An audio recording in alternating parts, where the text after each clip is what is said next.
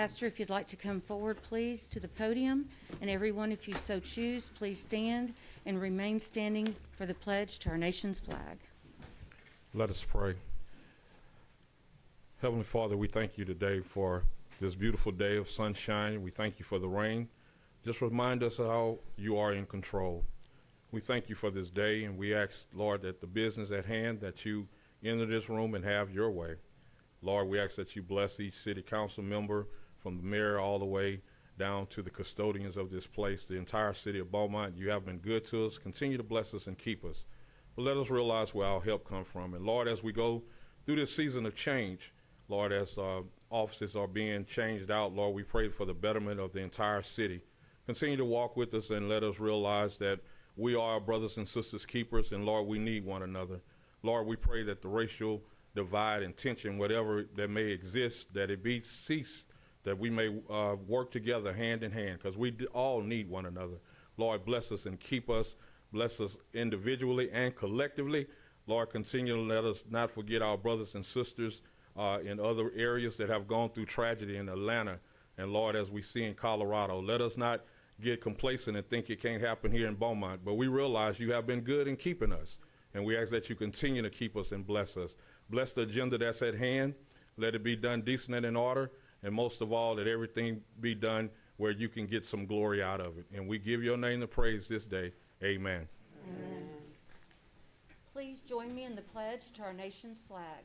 I pledge allegiance to the flag of the United States of America and to the republic for which it stands, one nation under God, indivisible, with liberty and justice for all.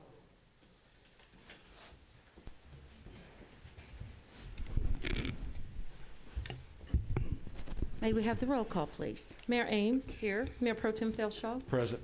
Councilmember Getz. Present. Councilmember Neal. Present. Councilmember Pate. Here. Councilmember Samuel. Present. And Councilmember Mouton. Present. Thank you. Thank you. We do have presentation today and a proclamation, and I will ask Councilmember Getz to read the proclamation first, and then we'll move on with our presentation. Thank you, Mayor. It's my pleasure to read today the proclamation proclaiming Education and Sharing Day in Beaumont. Whereas a quality education is one of the significant foundations for the continuing success of our state, our country, and our society at large. And in the city of Beaumont, we strive for the betterment of all of our citizens through an increased focus on education and sharing. And whereas through providing the possibility of an excellent education for all, especially children, with which to gain knowledge through rigorous study, we can create hope for a brighter, kinder, and more united and prosperous future in the lives of so many. And whereas one of the leading global advocates for the advancement of education, the Lubavitcher Rabbi Menahem Schneerson of righteous memory, stressed the importance of moral and ethical education as the bedrock of humanity and the hallmark of a healthy society, and strongly urged that education be reinforced by the inculcation of strong moral values. And whereas, in recognition of the Rebbe's outstanding and lasting contributions toward improvements in world education, morality, and acts of charity, he was awarded the Congressional Gold Medal, and the United States Congress has established his birth date as a national day to raise awareness and strengthen the education of our children. And whereas for more than 40 years, the President of the United States has recognized and honored the Rabbi's vision each year on that day by proclaiming it Education and Sharing Day USA. And whereas we presently battle a global pandemic which has disrupted traditional models of education across our nation, while concurrently motivating a focus on the stronger core values we wish to impart to children and adults beyond academic achievement. And whereas we can nurture the unity of diverse peoples through encouraging increased acts of goodness and kindness, imbued with awareness that even a single positive act of an individual can make a major impact in this world. Now therefore, Mayor Ames, as mayor of the city of Beaumont, does hereby proclaim Wednesday, the 24th of March, 2021, as Education and Sharing Day in Beaumont, and encourages government officials, educators, volunteers, and citizens to reach out to those within their communities and work to create a brighter, better, and more helpful future for all. Accordingly, the mayor has hereunto set her hand and caused the seal of the city of Beaumont to be affixed and signed this day by Mayor Becky Ames, Mayor, March 23rd, 2021. And accepting this proclamation, we have Rabbi Sadia Kaufman, who is the director of Chabad of Texas Towns. Rabbi, would you please come forward and accept this and maybe say a few words about what this means to you?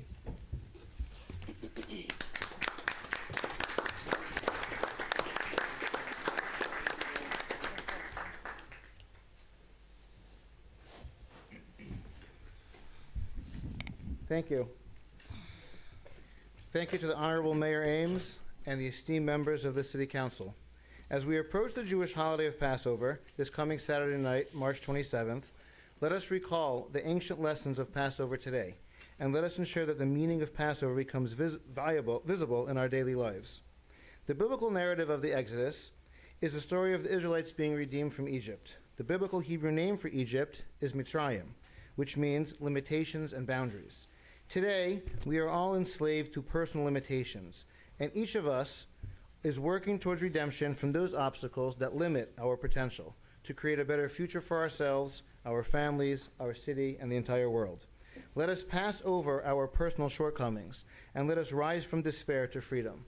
The Rebbe, Rabbi Menachem Schneerson of righteous memory, taught that every individual, and in fact, every individual action, has an impact on the entire universe. The Rebbe emphasized the importance of education and good character, and instilled the hope for a brighter future into the lives of countless people in America and across the globe. The Rebbe taught that education in general should not be limited to the acquisition of knowledge and preparation for a career. Instead, the educational system must pay more attention, indeed the main attention, to the building of character, with emphasis on moral and ethical values. As we see an effect of that in the opposite sense, things that happen in Colorado and other places. Over the last 4 decades, the U.S. Congress has set aside Education and Sharing Day, and it is proclaimed annually by presiding U.S. presidents on the anniversary of the Rebbe's birth, in tribute to his commitment to teaching the next generations of Americans the values that make our country strong. Additionally, in the last few years, this tradition has expanded to the state and local levels. In fact, tomorrow in Austin, the state legislature will be meeting and holding a ceremony recognizing Education Day there. This day provides Americans the opportunity to pause and recognize our responsibility to ensure that our young people have the foundation necessary to lead lives rich in purpose and fulfillment. Mayor Ames just signed the proclamation designated Wednesday, March 24th, 2021, as Education and Sharing Day in Beaumont, Texas. It is a call to all citizens to reflect on the vital role of education in preparing our youth to be the leaders of tomorrow, with an emphasis on inspiring them of their moral and ethical obligation to serve a cause greater than themselves, and instilling in their minds and hearts the empowering message that one act of goodness and kindness can tip the balance of the world in the favor of positivity to usher in an era of redemption for the entire world. May our city serve as a beacon of light for people of all faiths and walks of life. May Beaumont help achieve the goal that's so powerfully stated in our Pledge of Allegiance, so that America is truly one nation, under God, indivisible, with liberty and justice for all. Thank you. Thank you, Rabbi. We appreciate you coming today. And those of you that don't know, Rabbi was here in December, and we had a beautiful menorah lighting in front of City Hall, and we hope you'll consider coming back again this year. Yes, sir. Thank you so much. And now I believe now we have a presentation. City Manager. Mayor and Council, Todd Semino, our Chief Financial Officer, will introduce some of his key staff members, and also a representative from a firm that just conducted an audit of our financial records. He'll come forward and make a presentation in just a minute. Thank you. Mayor and Council, as you know, at the end of each year, we submit the audit to Council, and then after that, we submit the same audit to the Government Finance Officers Association to be considered for the Certificate of Achievement for Excellence in Financial Reporting. For the past 34 years, the City of Beaumont has received this award. I believe this audit will receive the same award this year due to the professional expertise and commitment of Kristen Ferguson, the city controller, Janice Ridley, the grants manager, staff accountants Angie Breeden, Courtney Tamaj, and Benicia Jordan, and also our fiscal assistant, Victoria Sledge. They're here in the audience. If y'all would just stand real quick just to be recognized, I'd appreciate it. Thank you. They do a great job all year. Now I'd like to ask Patrick Simmons with Whitley Penn to come up and present the audit report, and I'd like to thank him and the accounting firm of Whitley Penn for their work also. So please come forward, and I just might add that we do have an audit committee on the council, which consists of myself and Councilmember Samuel, and we've already reviewed this today with these gentlemen, and we appreciate you coming and being so open and helping us look through a document that is very large. But thank y'all so much. We appreciate you. Good afternoon. Thank you. Good afternoon, Mayor, City Council. Thank you, Todd. And he really does mean it when a lot goes into this report, y'all. It's a 100-plus page report. There's a lot of information in there, and we'll just go over some high-level information in there. But our role as auditors is to basically audit all the numbers in that financial statement packet, and so that they can be relied upon to say that they are free from material misstatements, so you can compare them across to other cities with other audited financial statements, and you can take key metrics out of those and forecast forward. So those are reliable financial statements. And so we start our process by coming in the summertime, and we look at internal controls, and if you have a good foundation for internal controls, then it's a better chance those numbers that we see at the end of the year are good numbers and can be relied upon. And so we come in and review those internal controls. We did not note any significant deficiencies or material weaknesses.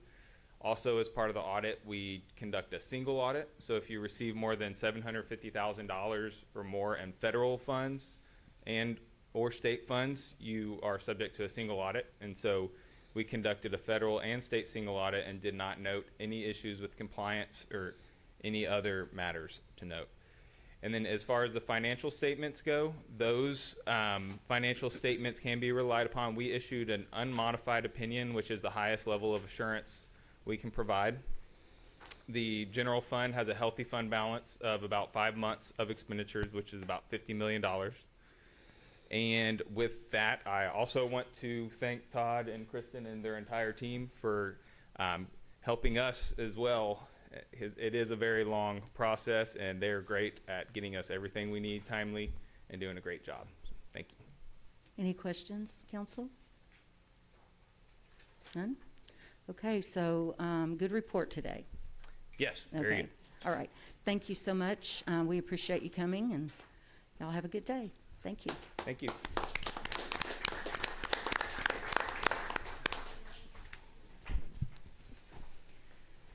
All right, now would be the time for any citizen who wishes to speak. If you would like to make public comments today on scheduled agenda items 3 through 5 or the consent agenda, the time to do so is now. If you would like to speak on one of these items and you haven't already done so, please fill out the green slip at the rear of the room and hand it to the city clerk at the front of the room. She will call out your name. We would appreciate if you'd keep your comments to 3 minutes. The green light will come on when you approach the podium, and the red light will come on when your time is up. Again, right now, it's for 3 through 5, 3, 4, and 5, or the consent agenda. Items 1 and 2 have already been heard in a joint public hearing of the Planning Commission and the City Council, so are not available for comment.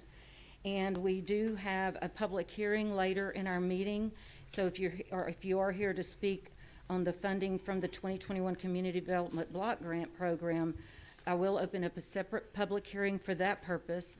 And then at the end of the meeting, I will open up the microphone for any citizen who wishes to speak on any item. But right now, it's 3, 4, and 5 and the consent agenda. Landry Roundtree, 1565 South Major, Beaumont, Texas.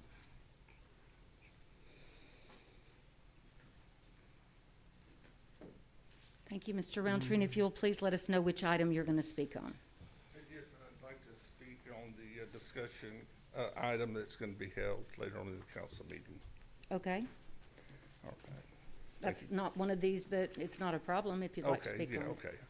All right, thank you very much. Mayor and City Council, I'm very glad to see that this item is on the agenda today for this meeting, because I think it's a long overdue item that needs to be addressed. And only problem is, I think the people that called for it are the ones that should be the subject of it. We're going to be dealing with relationships, and in relationships, integrity is key. Integrity is, in a main word, if you want to sum it up to one word, is being honest. And I think that if we're going to be honest, we're going to have to realize that that many times I've seen the city council act toward each other in ways that is not honest. And I just wish, but I will say that I have seen integrity exemplified on this council meeting. I mean, on this council board. But 7 years, action was taken against my company, and I understood why the council took their action that they did.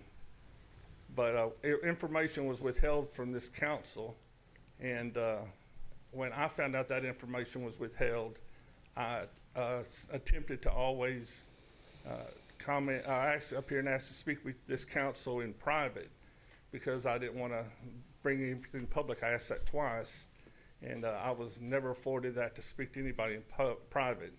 So then it became a monologue instead of a dialogue, and I was up here repeatedly for probably 40 or 50 times, getting why I thought that I should have a rehearing for my business. During that time, only 2 council members reached out to me and tried to help me. That was Councilman Getz and Mr. Gidrose, who was on council at that time. I think, and I wasn't asking that the council reverse their decision. I was asking that they reconsider it and look at it in light of all the information. But the city attorney repeatedly blocked my efforts to have another hearing. At first, he told Mr. Getz I could have a hearing, and when Mr. Getz asked that they'd be posted on the agenda and considered to give me a hearing, he then told me it couldn't. So if we're going to talk about relationship, let's bring integrity to the table. Anybody can make mistakes. Anybody can be wrong. But when you own up to your mistakes, that's truthfulness. And when you try to make them right. Thank you very much, Mayor. Thank you, Mr. Roundtree. That's all I have, Mayor. Is there any other citizen who wishes to speak today on these items? If there's no one, I'll close the floor, and I will move to the consent agenda. Council, is there a motion on the consent agenda, please? Move to approve. There's a motion on the floor for approval. Is there a second? Second. There's a motion and a second on the floor. Is there any discussion or questions? Councilmember Getz. Yes, Mayor. One of the items on the consent agenda, item F, I asked that be voted on separately. Okay. Does anyone have a problem with that? Okay, we'll pull item F. Is there any other discussion? There being none, will you amend your motion to exclude item F? Councilman Neal, Make a motion to approve A through E.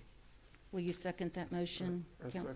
Okay, thank you. There's a motion and a second on the floor for approval of A through E. All in favor of that motion, please signify by saying aye. Aye. Opposed? The motion carries unanimously, and now we will consider item F. Is there a motion on item F, please? Move to approve.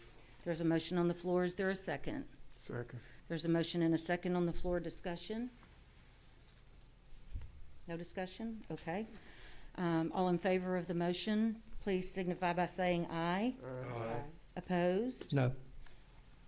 The ayes have it. 1 no. Councilmember Getz on item F. Item number 1, please. Mayor and Council, item number 1 is an ordinance entitled, an ordinance granting a specific use permit to allow a tool rental, an equipment rental store in a GCMD, general commercial, multiple family dwelling district for property located at 3910 East Texas Freeway in the city of Beaumont, Jefferson County, Texas. The joint public hearing held on March the 15th. Planning Commission recommended 7-0. to approve the request with one condition, that being the cleaning and filtering process of the cleaning of the rental equipment be subject to approval of the Water Quality Division of the city. The administration recommends approval with the same condition. Thank you. Council, you have heard the reading of number 1. Is there a motion on this item, please? And I assume that means with the condition as read? Yes, okay. Yes.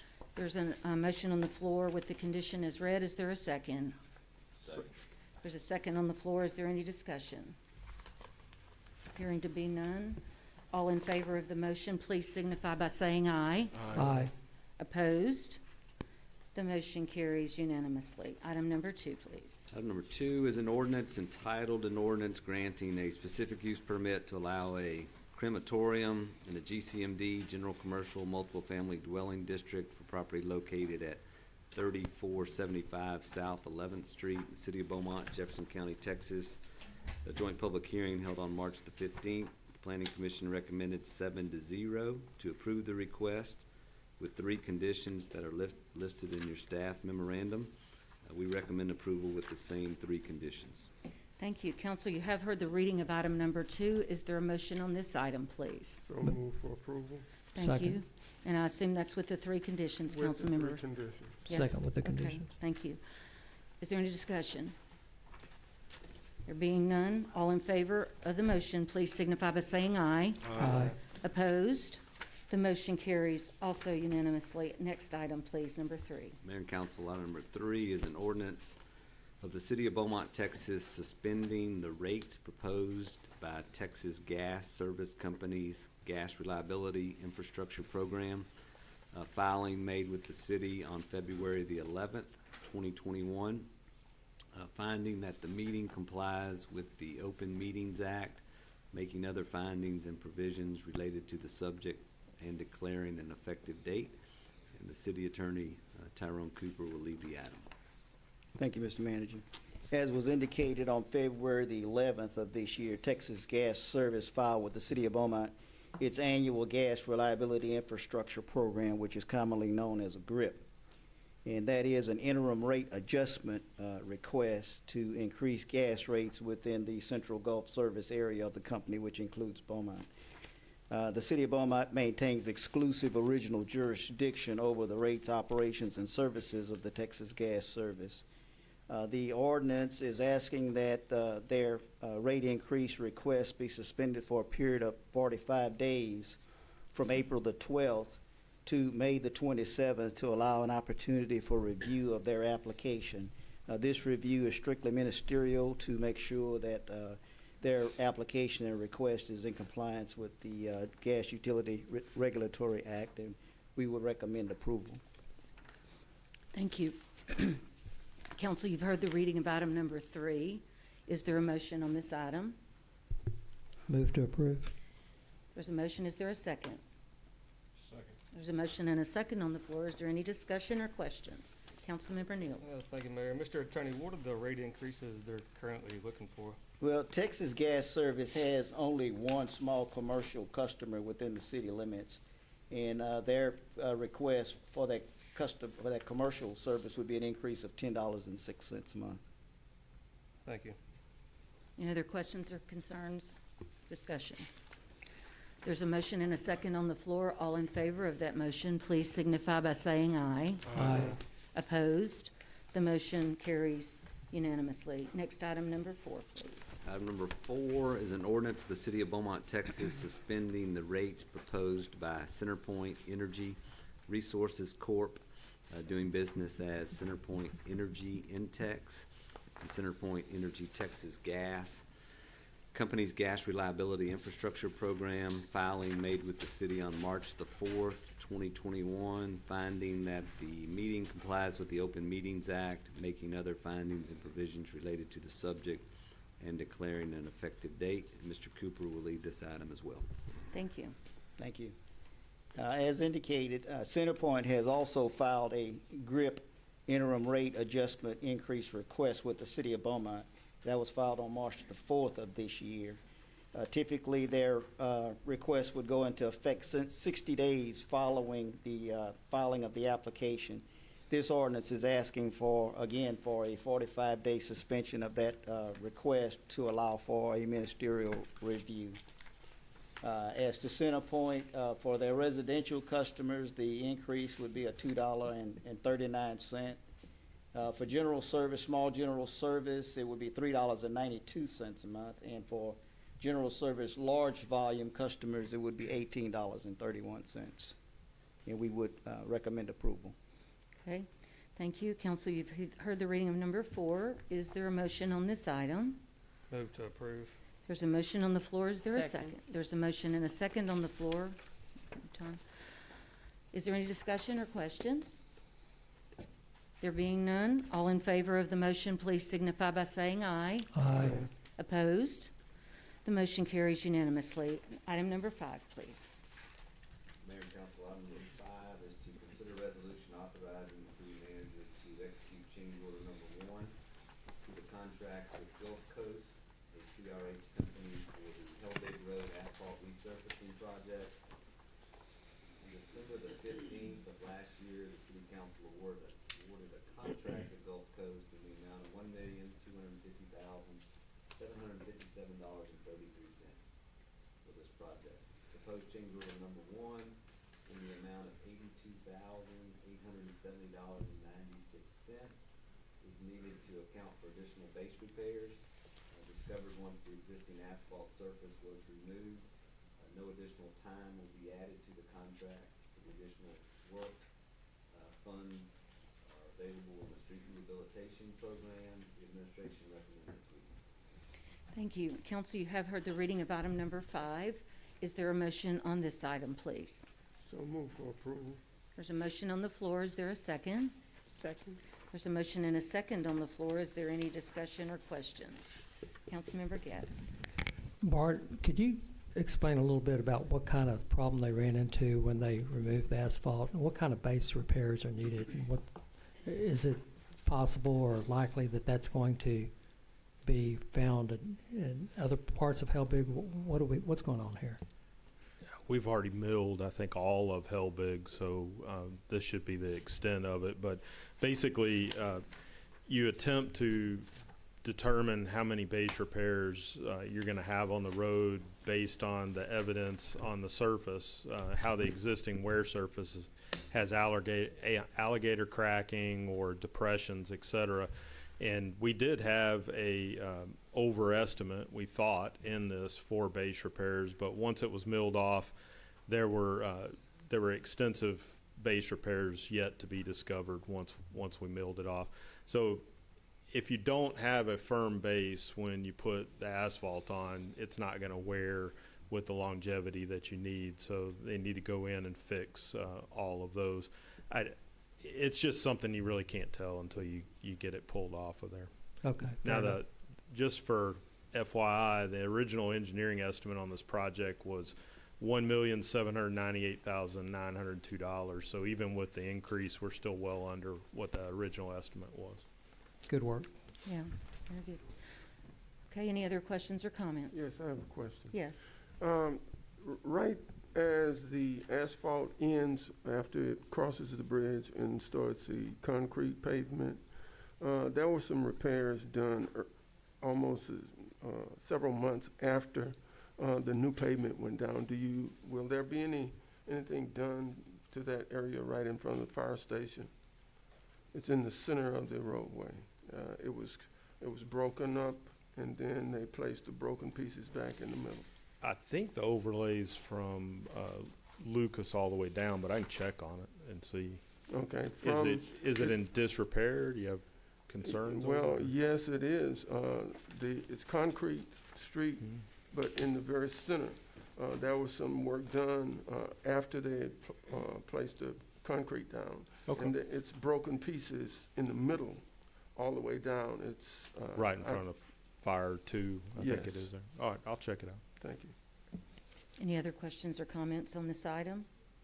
Okay, there's a motion and a second on the floor. All in favor, please signify by saying aye. Aye. Opposed? The motion carries unanimously.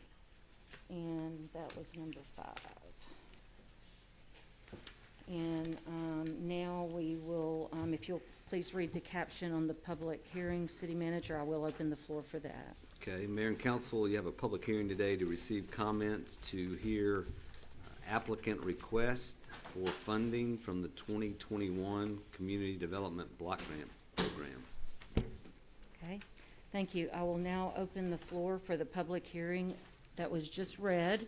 So if you're here to speak in this public hearing and you haven't already done so, please fill out the green slip at the rear of the room and hand it to the city clerk. Let her know which item you would like to speak on. And again, we would appreciate if you keep your comments to 3 minutes. The green light will come on when you approach the podium, and the red light will come on when your time is up. Robin Pearson, 855 South 8th Street, Beaumont, Texas, Shorkey Center. Okay.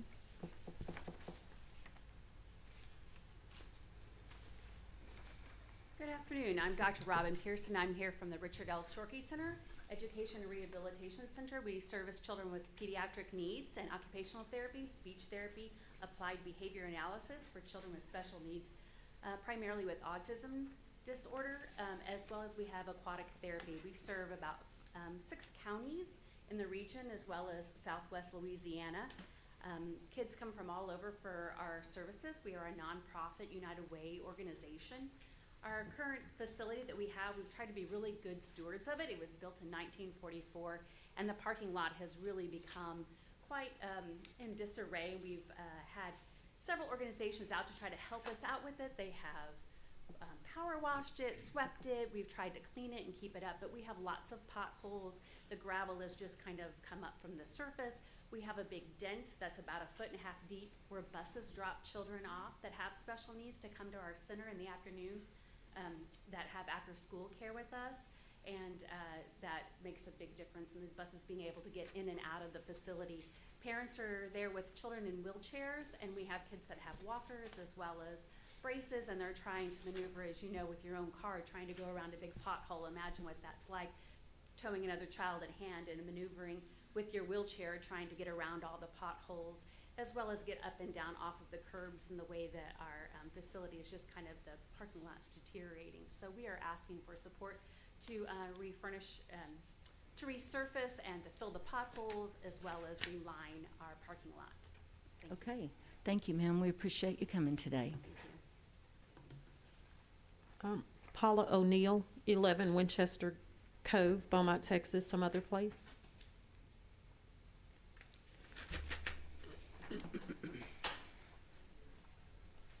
Hi, Hi. I'm Paula O'Neill, Director of Some Other Place, speaking today on behalf of the application made for Henry's Place, our day center for the homeless.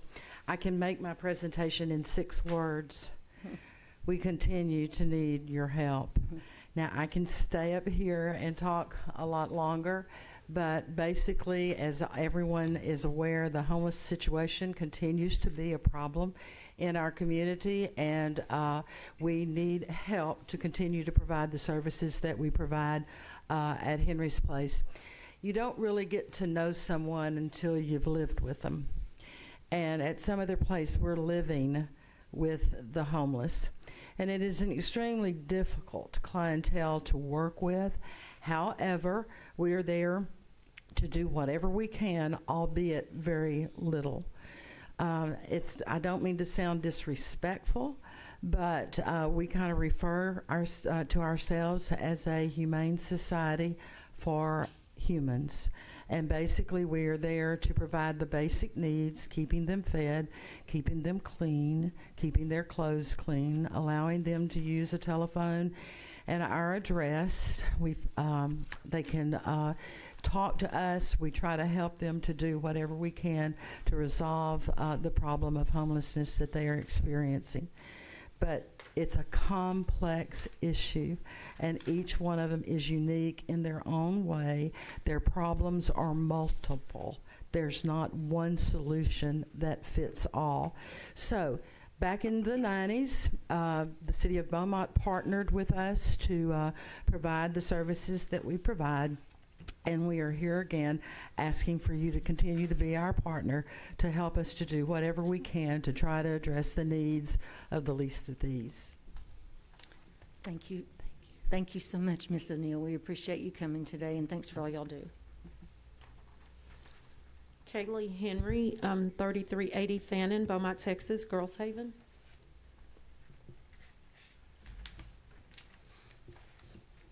Hi, good afternoon. I'm Kaylee Henry. I'm the Development and Public Relations Director over at Girls Haven. I'm sure most of you all know what Girls Haven is, but if not, we are a foster care home for girls between the ages of 6 and 22 years of age. Between 6 and 17, they stay with us at our Girls Haven campus on Fannin Street.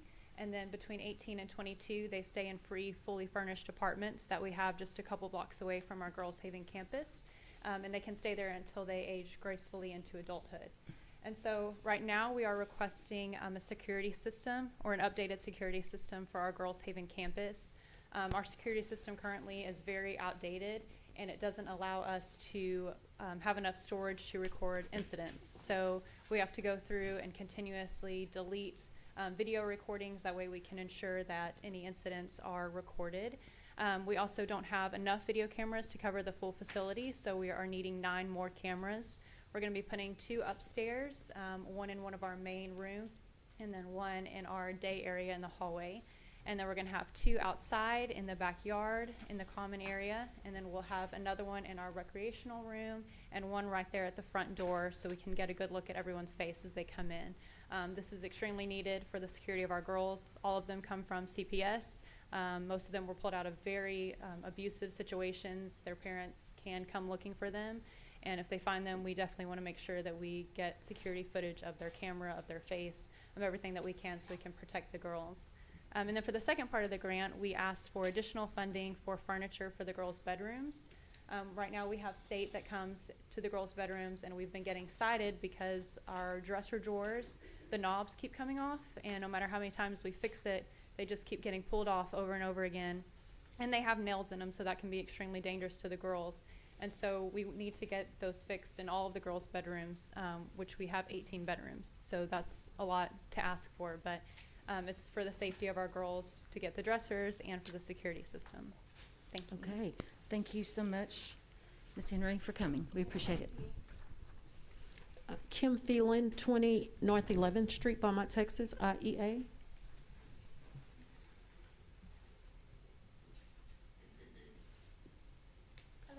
Hi. Hi, my name is Kim Phelan, and this is Miss Annie Bell.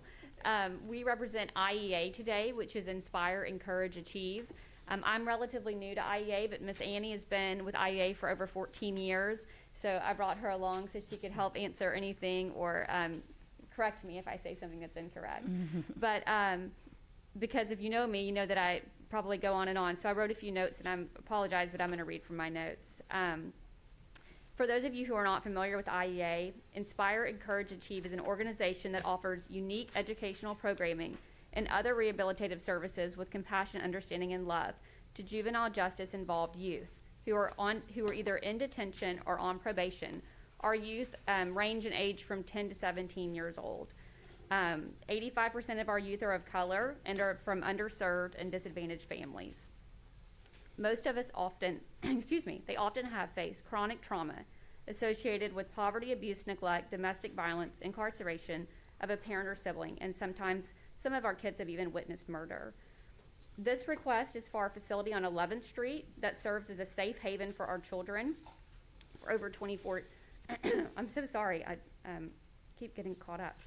A safe haven for our children. I think I do better off the cuff. Our children, as an attorney, I have worked with this population for over 14 years. CPS, kids in CPS care, all system affected youth, kids in juvenile detention. They are successful when they have supervision, judicial supervision, parental supervision, probation supervision, attorney supervision. Our kids are at risk for committing crimes, and as we see the cycle from the juvenile system into the adult criminal justice system. What IEA is able to offer are intensive therapeutic programming. Most of our kids can't read. We work with them on literacy. We work with them with counseling, tutoring. COVID has left us, our kids who are already grade levels behind, COVID has hit our kids really hard. So our request is for improvements to our building, which is on 11th Street. Due to COVID, we have not been able to work in person with our children. However, we have a wonderful back parking space that we want to build out, make secure, secure the fencing, put an awning, some lighting, so we can have our own programming and have our kids with us again. It's really hard to maintain the relationships that make our program successful virtually. We've done a good job over the last year, but it's just crucial to the success of changing the trajectory of our kids' lives to have them in person, to be able to provide mentoring and tutoring and counseling and literacy supports. So we are asking for help with funding for in-person work at our building. I'm sorry. That's okay. Okay. All right. Ms. Annie, Did you have anything, ma'am? did you want to say anything? Just a few things. Okay. Again, my name is Annie Bell. I'm a licensed professional counselor, and working with these kids, it takes that human touch, and we use lots of TBRI, which is a trust-based relationship intervention with these kids. And right now, some of the simplest things for us to help these kids is to do a self-regulation plate. We get a paper plate. We have red when you're angry, blue when you're calm, yellow when you're frustrated. And some of these kids would tell me these are kids in Minnie Rogers and also kids in outreach. My parents don't understand. You know, they don't know how to talk to me. I said, well, wouldn't it be great to have a self-regulation plate, not only for the kids, but for us too, to kind of put, I'm feeling a little sad today. So we can know how each other feel, and we know where to start with each other. So we need to know where to start with our kids, because we can raise a better generations of children. Thank you. Thank you all. We appreciate y'all coming today and all you're doing in our community. Thank you so much. Daniel Jeans, 2509 Cable Avenue, Beaumont, Texas, with the House Center.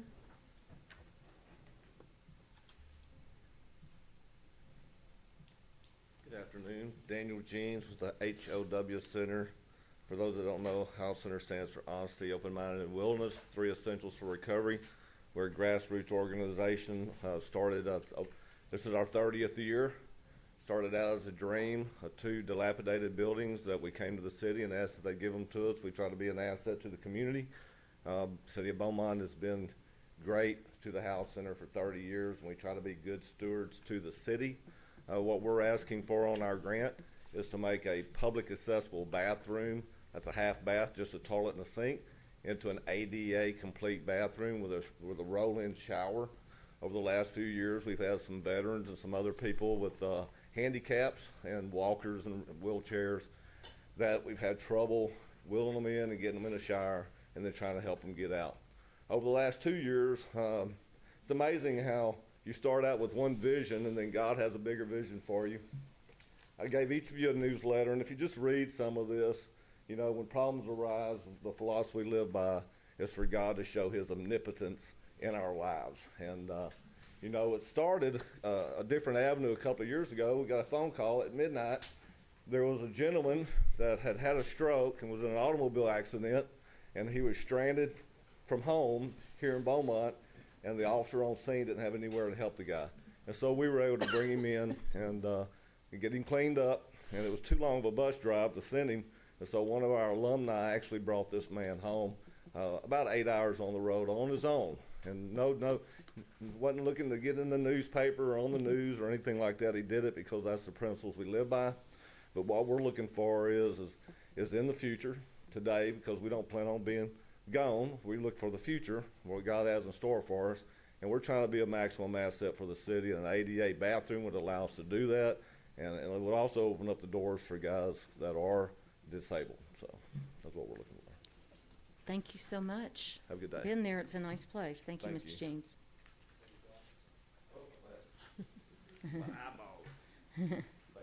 Ingrid Holmes, 2390 Dowling Road, Beaumont, Texas, gift of life.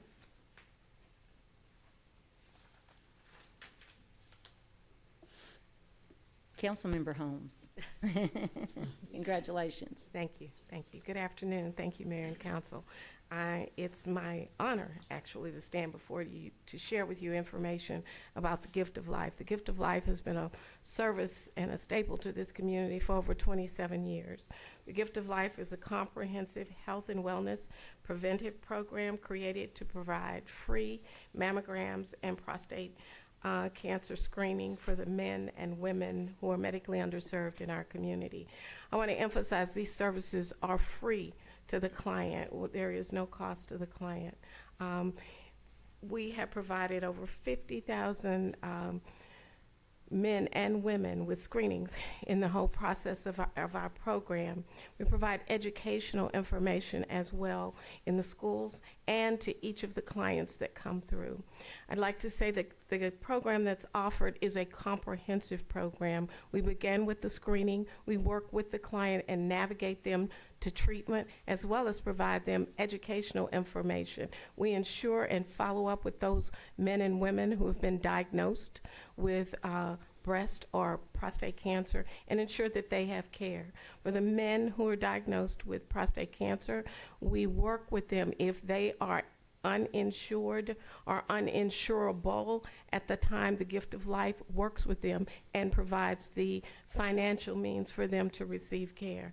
I think that's an amazing program, and I come before you today asking for your support for the Gift of Life, for this program that has been a staple in our community for the past 27 years. I'd like to also share with you information that we have now are working with MD Anderson, a program that, at least it's an MD Anderson curriculum for people who have been diagnosed with cancer. It's not restricted to our medically underserved. It's given to anyone offered in the community. It's called Active Living After Cancer. It's a 12-week curriculum that has really taken off. We've had our first graduating class, so I just want to say we offer a comprehensive service, a service that might not be available to the men and women that we serve if we weren't here. Thank you so much. We're glad you are. Thank you so much, Ms. Holmes. Brenda Garrison and Lisa McMillan, 810 Hospital Drive, Beaumont, Texas, Child Abuse and Forensic Services.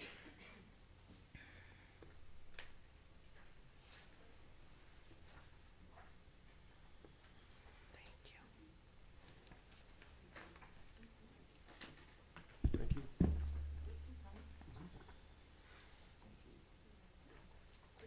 Thank you so much.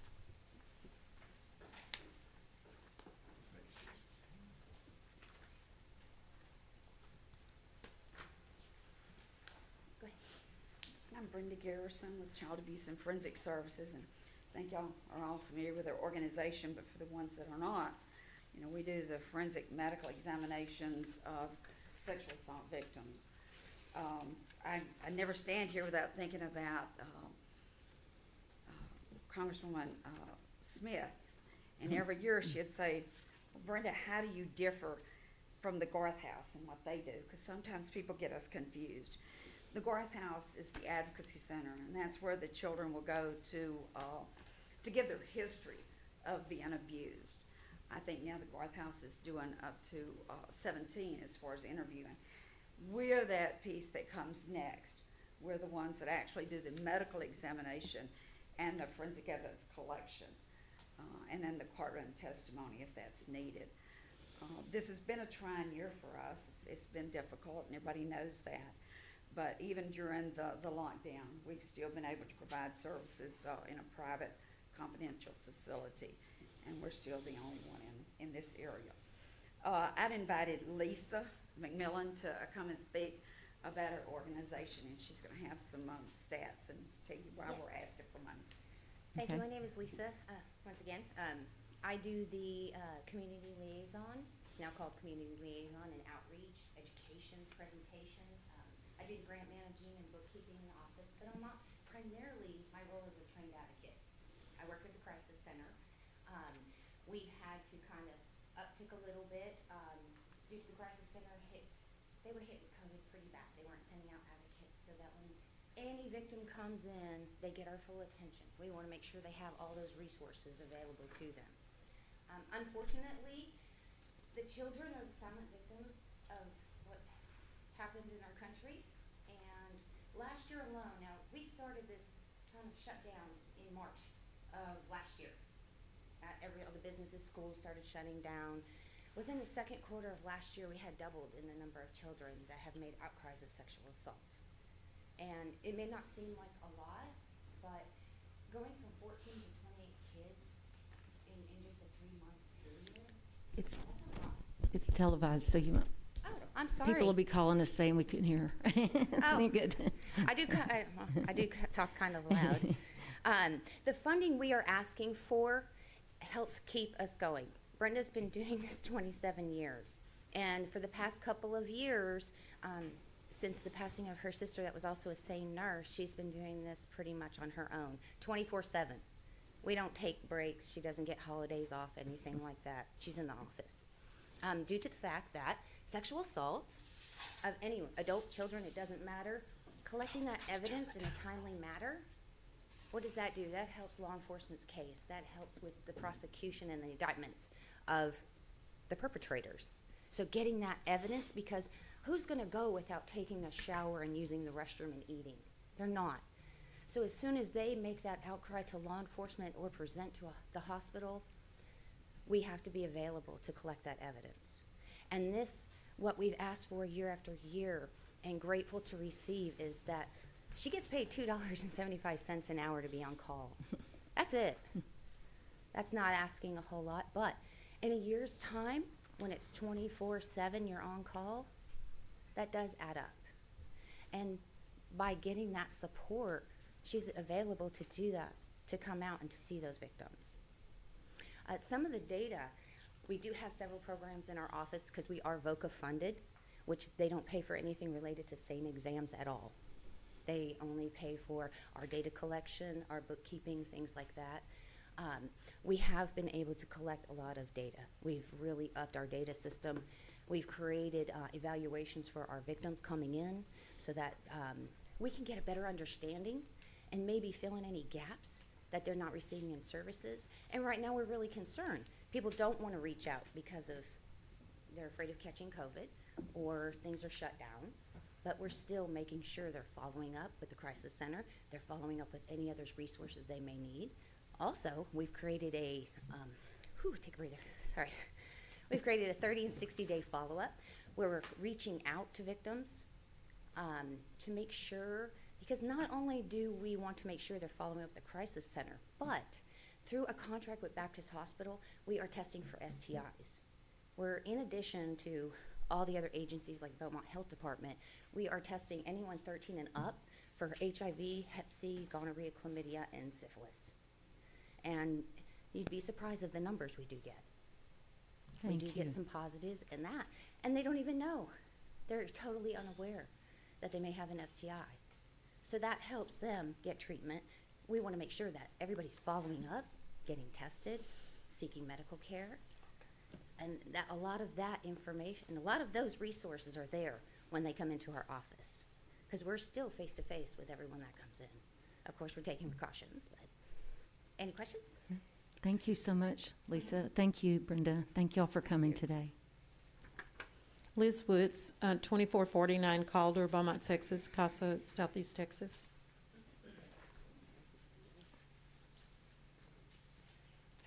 Good afternoon. My name is Liz Woods. I am the Executive Director of Casa of Southeast Texas. It's a pleasure to be here today to speak to you about my passion, and my passion is helping children in foster care. Casa was incorporated in 1992, and so we've been in business for about 29 years. We'll be celebrating our 30-year anniversary next year. Our primary goal is to train volunteers to advocate for children in foster care. Our volunteers go wherever our children go throughout the state of Texas. Even if they're not in the state of Texas, our volunteers have to travel there. So I'm here today to request funding to assist our volunteers with travel, with also providing our children with an opportunity to have a normal life in an abnormal situation. We would like for them to continue to be able to participate in extracurricular activities, to actually be able to go on outings with their friends, and things like that cost money, and it costs individuals who are willing to go with them to those places. Casa volunteers are everyday people doing extraordinary things every day. We train our volunteers for at least 30 hours. They receive training. They have to actually go to court and observe court. They are the only unbiased person that speaks up to the judges on behalf of what's best for the children. And while we believe in reunification, we also believe in family preservation. And when we can't reunite a child with a family, we definitely look for family members and fictive kin who can have a relationship with the children while they're in foster care. So I just want to implore you today to think about CASA and think about what we do, and that we're going to be here no matter no matter if CPS caseworkers changes, no matter if a CASA staff person changes, that volunteer is going to follow that child wherever they go. Thank you. Thank you so much. We appreciate you coming. Jonathan Williams, 4045 Treadway Road, number 2405, Beaumont, Texas, Center for Performing Arts. Hello, Mayor, Council. Yes, sir. Thank you for your time today. I'm Jonathan Williams, the Artistic Director and founder of the Jonathan Williams Center for the Performing Arts. I provided you with a black folder of pictures of our most recent productions and some of the programs from that. I'd like to mention, just for the sake of those who may not be familiar with the organization, we were incorporated in December 2016 with the mission to educate youth, teens, and adults in the performing arts and provide performing opportunities for artists living in Southeast Texas. Since our inception, we have presented over 30 events highlighting local and regional talent, viewed by over 8,000 audience members. 3 events of which were presented virtually during the pandemic and seen by almost 1,000 viewers. Thank you, Mayor, thank you, Council, for your support of previous projects. I'd like to also say thank you for considering this 2021 grant application for production lighting, which is essential in live and virtual productions as we pivot in this pandemic.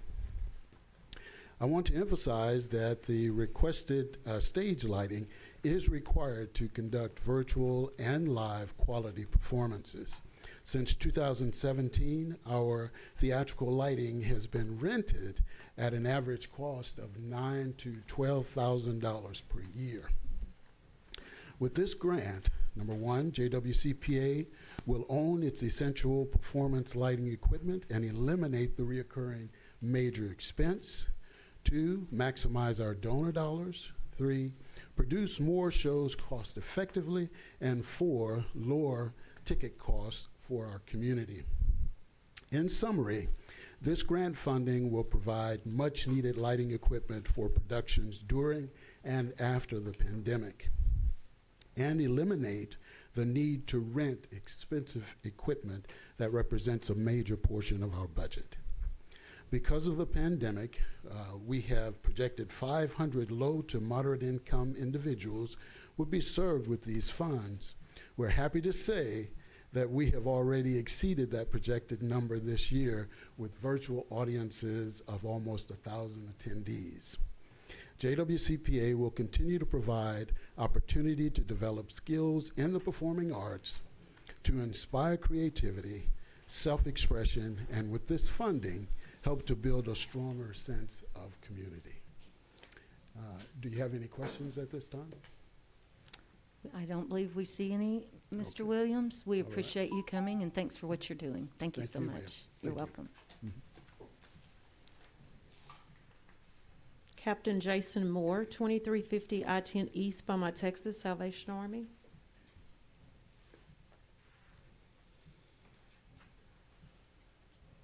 Thank you so much for your time today. Thank you for the opportunity to just say a few words about a particular item that we really need badly at the Salvation Army. The Salvation Army during disaster times, as you know, we try to be there for folk that are recovering from disaster.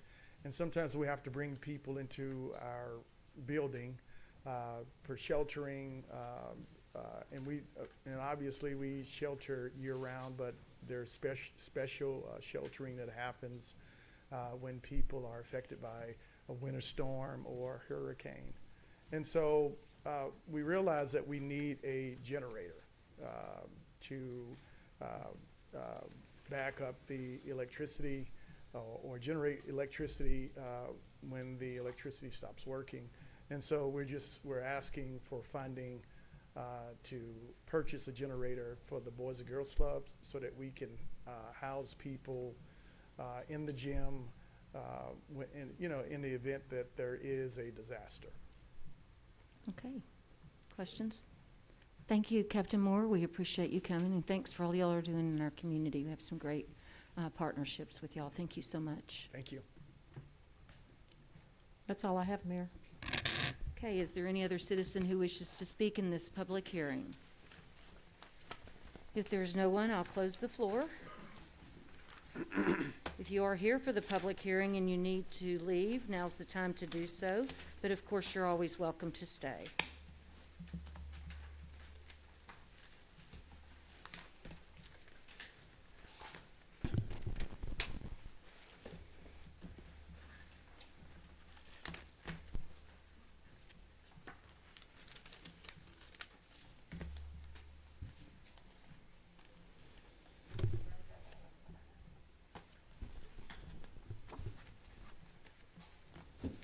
Okay, the next item is to review and discuss the roles, responsibilities, and relationships of the city council members with one another, city staff, and citizens. Last week, executive session was canceled, and the council, I believe, short of one, unanimously said they wanted to move forward with discussing this item. And so I'll open it up to council members. If there's anyone that wants to speak first, we have looked at some ethics policies from other cities, and maybe one of those or two of those might be presented today. So I'd like to hear from y'all, council, please. Did you Yes, have something? Okay. Well, I was a bit concerned that last week, or week before last, when we had discussions about how we would move forward, and thereafter there were statements that was made, and one of the main concerns that I had was being sensitive to the employees and the process. Nothing, we said we were going to look at how we would move forward in the future. But coming out of that meeting, there were statements that was made that was untrue statements. And I've heard it stated that when you allow untruths to go unchallenged, they become truths. So that was one of the main concerns that I had. And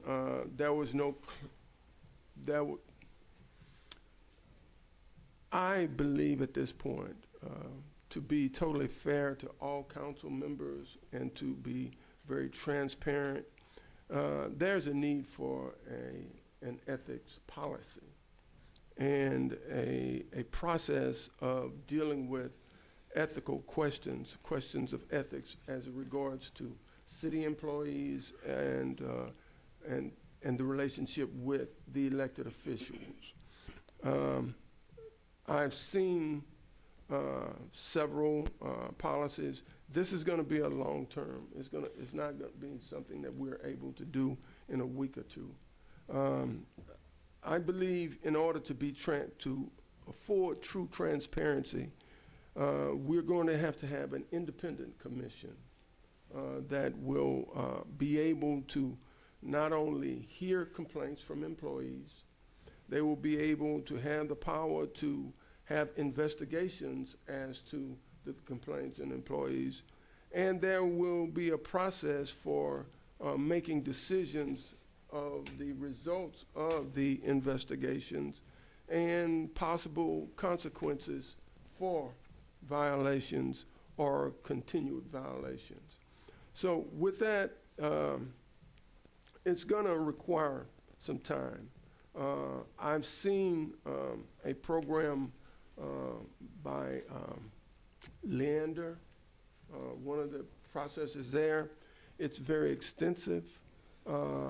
it has an independent commission with each individual council person appointing someone to the commission. And with that, they have full autonomy. They are somewhat ad hoc. They review the policies each year. And when there is a need or a complaint filed, they have the ability to follow through with that process from day one all the way to the end. And if it, one of the things I've heard continuously mentioned with this council, what is the sense of having a policy that has no teeth, that has no way of enforcement? And that commission and the policy as it was codified in the ordinances as well as I believe in the actual charter. There are two ways that it could be done. It could be done through charter or through ordinance. So with that, one of the I believe it would be good if we can have a ad hoc committee come together to explore the ethics policies of other cities and move forward with developing an ethics policy for the city of Beaumont, as well as the that ad hoc commission could act also as a ethics commission and move forward and help us to have a program, a policy program that is enforceable. It's not biased by political agendas. It's, but it gives employees an opportunity to voice their concerns and make sure that those concerns are addressed if there are complaints. So with that, I have read extensively the Leander Ethics Commission and their policy, and I would like to see the city of Beaumont establish an ad hoc commission that will assist in moving forward unless the council itself wants to take on that task and develop the policy as well as the ordinance. Okay, and just a clarify question, please. When you said for employees to go to, of course, we have the HR department, you're meaning when it has to do with the council member? Yes. Correct. Well, in that particular program, it totally is autonomous from the council. That commission reports to, they have their own legal counsel, and the decisions that's made, it's the final decision is directed back to the council or to the city manager. And it allows for an independent investigation without the politicalness of the process. Okay. So you want to give that to the council at some point? Well, yes. Or we can look it up online? Well, Is it no, online? I will present that to the city manager to give to all council members. Okay. That policy that's been evaluated. Okay. Any other comments? Mayor, I know that everyone on this council, I believe, is interested in establishing a better working relationship for the sake of our citizens. I know that there are companies across the nation that specialize in coming into cities like Beaumont and spending a day, a work session to help council members establish better communications and a better working relationship. It's obvious that we're in a campaign season and there is going to be changes on this council. So to do something like that now, of course, is just not feasible. After the new council is seated, I think it'd be wise of us as a council to look into this, to go along with conjunction with what Councilman Samuel just said, and look at perhaps bringing in a company that could work with us and help us to establish better lines of communication, a better working environment for the council, so that we can continue to do the business of the people. Well, I do have a question, Councilman. How do we address an individual employee that has complained and there's been no resolution to the complaint? So you're asking me, how do we address that issue now? Yes. I'm not sure that there's a mechanism in place for us to do that outside of this room here and now. I understand. However, that was an understanding that we all came to after the evaluation, the investigation. And in light of that, coming out of that, there were statements made that reached the media saying that there was no merit to anything that was investigated, and that was not what was found, but that became a truth to the employee that made the complaint, that nothing was wrong. Well, that's because as a council, we agreed on something and we left and we thought we were done and we weren't done because, as you said, there was information given to the media or put on Facebook. And honestly, the employee probably cannot see that the council takes anything that they do seriously, because if you just don't do anything or even talk about it, and everybody's talking about bringing someone else in or whatever, you've got to get to the root of the problem, period. And sometimes when you do that, it's not pleasant. That's one of the reasons why last week we had this posted as an executive session, because nobody wants to, well, I at least don't, wants to hash out laundry in the public or make anyone look bad. That's not the purpose of this. But something has to be done, and we can't just ignore that. Until it's recognized, and I'm not going to be here, so I just want to make it better for future people, because I know what this council's been through this last few years, and I don't think it's been very pleasant for anyone. Councilmember Mayor Pro Tem, you made a suggestion last week that we, I guess, table that executive session and we do a work session in public, and that's what we're doing today. And everyone agreed to that, by the way, with maybe the exception of Councilmember Getz. I can't remember if he did or not, because we didn't vote. It was more of a consensus. Just like there was a consensus in the room the last time that we met on this subject, and then that wasn't withheld.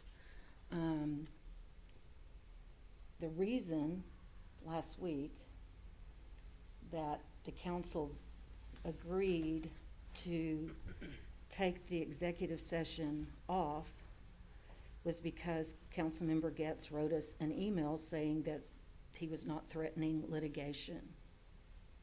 Correct? Yes, I had said that from the beginning, that I was not threatening litigation. I understand that, but my question is, after I left here and I looked at that email again, the original email had 3 attorneys on it, but the email that was given out to us that day had a blind carbon copy to another attorney that was not listed, and that was bothersome to me. If it's not bothersome to anybody else, we could let it go right now. But it had a totally different attorney that was BCC'd on it, which I don't think we were supposed to see. Can I ask a question, Mayor? Unless somebody wants to answer that. Okay. Mr. Attorney, do you have a copy of the charter with you? Under the city council, can you give us your interpretation under section 13, investigations?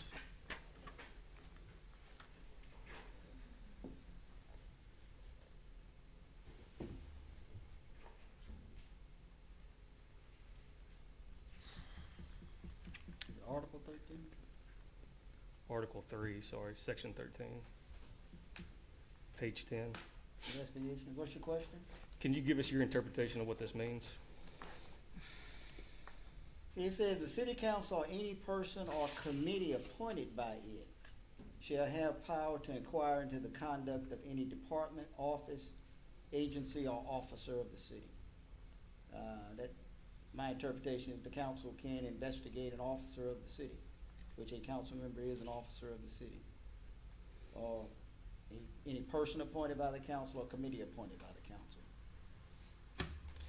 So I guess my question is, further down it says the city council shall provide by ordinance penalties for contempt and refusing to obey any such subpoena or failure to produce books, papers, and other evidence, and shall have the power to punish, and goes on. So what power does the city council actually have? Well, you have the power to appoint a committee, and that committee has the power of subpoena, and you have the ability to enforce those subpoenas.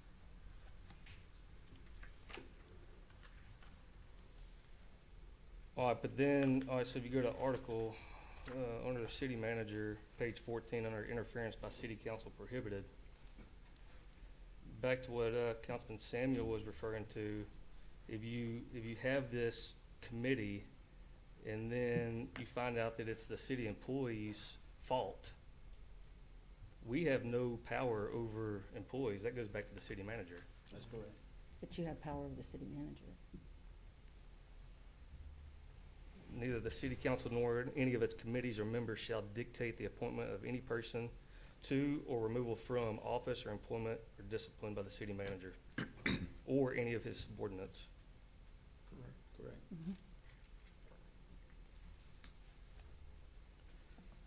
Or in any manner interfere in the appointment or removal or discipline of employees under the city manager's authority. My personal recommendation is, like Mayor Pro Tem said, that there is gonna be changes on this council here in the next couple weeks, that we postpone moving forward on this till after the May election, What would be the reason for that? because there's gonna be new people on board that have to deal with this. And the rules of the meeting, or the rules of council per this is set by the council. So if you have a new council, the existing rules are null and void. Unless you go back and get a charter change. That's not true. If this council adopts a rule, either by ordinance or resolution, that rule or ordinance carries forward to the next council until such time as it's amended or repealed.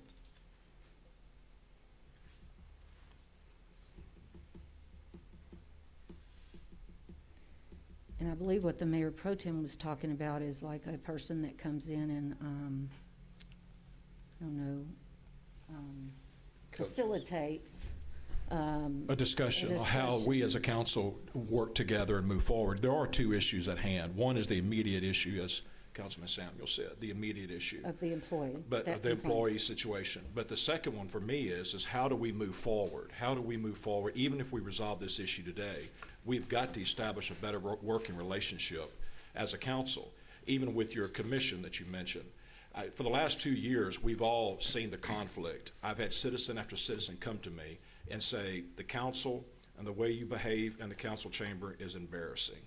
And we all agree that there's been times that there's been tension, conflict, and we need to address these issues, whether it's in this chamber or on social media. I know we're limited what we can do with social media, and we're limited with what we can do with each other. My frustration has always been we're limited on what we can do when it comes to dealing with an elected official. That falls in the hands of the citizens, and I understand that. That's right. But there's other cities that have done things, as Councilman Samuel said, with commissions and committees, and there's companies that specialize in this, that come in and work with the council and say, look, guys, this is what you can do, and help us become more functional. And for the sake of our citizens, we spend way too much time, way too much energy on the fussing and the fighting. And it's just internal conflict. And I know everybody on this council is frustrated with it. So perhaps we have people come in that are professionals that could help us. But that's a separate issue of the immediate issue that we're dealing with today. I'm just speaking to the future. Have we had conflict? I mean, I'm serious. We need to say what it is. Okay, well, Have we had conflict with each other? There's a common denominator. We have not. Have I had conflict with you? You. I'm just saying. well, ma'am, All that had to happen after this last executive session We made an agreement. The same night, a council member went on Facebook and said different from what the agreement was. That could have been quiet. It had gone away. We wouldn't be talking about it anymore. And that's exactly what continues to happen. Maybe I'm the only one that wants to speak up because I'm not running for re-election, so it doesn't matter. But even if I were, I would be saying the exact same thing. Well, Yes, council member. I'd like to respond to Councilmember Felshaw. One of the problems that we experience now, and I think the monumental problem is if a council member has no regards to a rule and ignores the rule, then that continues to be a problem. When we have executive sessions dealing with litigation or with purchase of property or anything like that, and we can't discuss in executive session, and it is understood and it is required that those conversations in executive sessions are to remain there because of how it could impact us in our negotiations for property or in the litigation. But we have individuals that have no regard to the rules.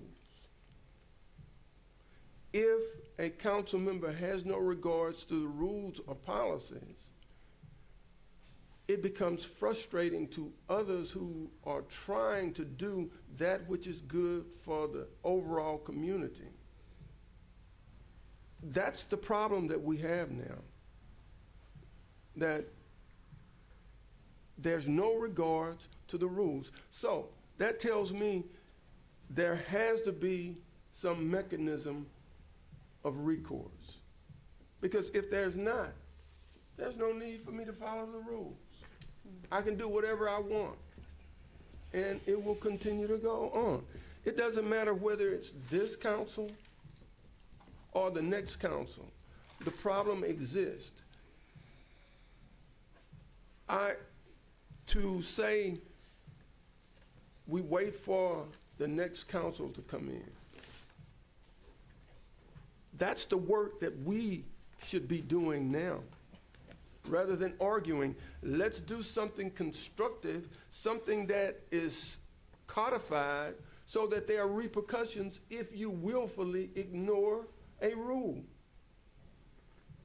That is the problem. It empowers an individual when there's no consequences, when they disregard the rule, and that's it. If that's what this council wants to do as a whole, I'm a team player. I regard the rules. If you feel that it's best to kick it down the road for somebody else, let them handle the tough stuff, that's fine.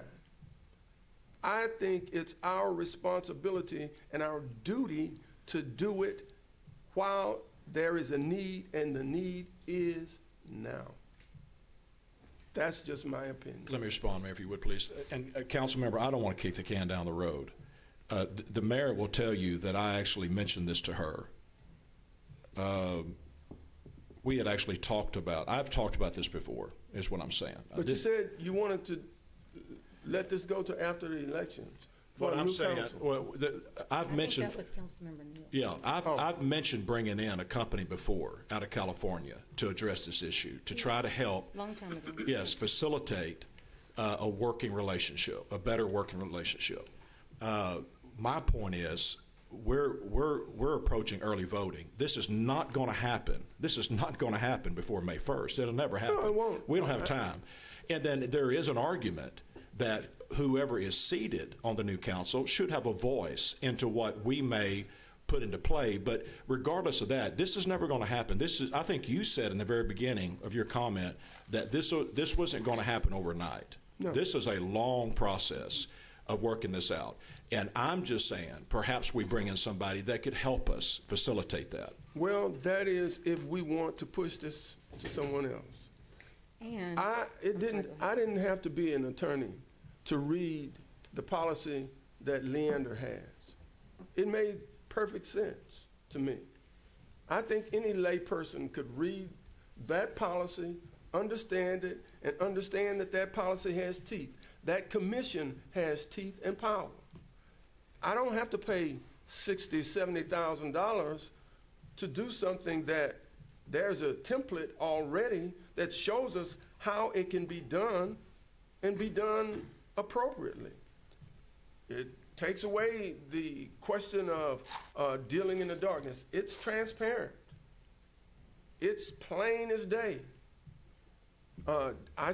Did you get a copy of the Leander policy? I do have a copy. We can look at their policy. If it's more complicated and you feel like it's something a professional needs to come in and tell us how to do that, that's okay. But it's pretty simple. It's pretty straightforward.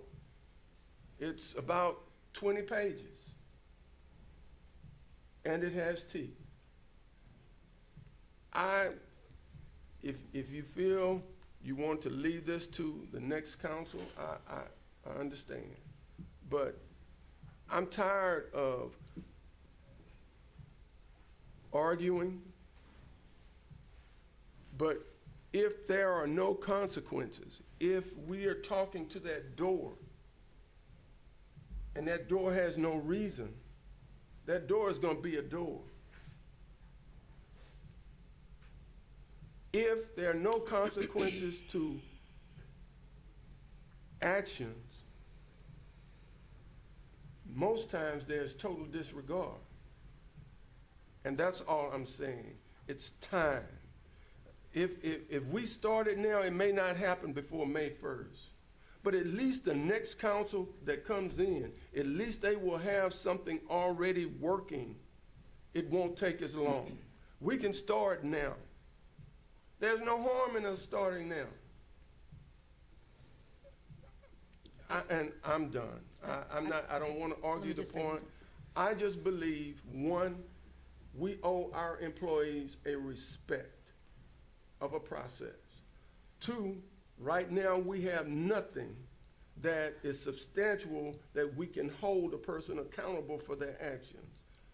Three is we now have an ability to move forward in trying to accomplish that end. And it's important to note also that if the new council will not be seated until May 11th, if there's a runoff in any of the seats, the new council will not be seated till, well, the new council for the seat that has runoffs, if there's more than one, or the one, is June 29th. We're talking over 3 months away. That's a quarter of a year. I mean, it's not like it's next week. So I, for one, feel like I have a responsibility to try to make it better for people who are coming in. And you can believe what you want, but I truly believe that because this has been a really difficult few years. We used to spend all our time talking about things like the event center and the Lakeside Center and all the things we were doing, Riverfront Park, and now it just doesn't seem there's time to do that because of issues that arise through the days. And there's 4 pages of them that I could cite. I'm not going to do that, but I'll stop at that. I'm not going to. Go ahead, please. And then Councilmember Pate was first, and then you, Councilmember Mouton. Well, as Mayor Pro Tem said and Councilmember Samuel, basically we're looking at 2 different issues. I think what Mayor Pro Tem's talking about is developing a training program, and there are people out there that do a great job. I spent a lot of time in the Army. They're really good at this. And there are a whole lot of people that do the same thing on how to get people to work together. That's one thing. The other thing, as Councilmember Samuel pointed out, there's another option that we might want to look at that might not require adopting anything spectacular. And by the way, Leander is a city near Round Rock, because we keep talking about it, and sometimes we assume that everybody knows Lee Ander's a city. It's not a guy named Lee Ander who came up with a great idea. But we could do what some cities do in a situation where they have a breakdown of communication, possibly between an elected official and an employee, and that's to bring in an ombudsman that sits in and gets both sides of it before it gets to a point where, in this case, where it got to where it got, of being able to sit down outside of our HR, but with our HR, and that can come in and say, okay, we can evaluate this.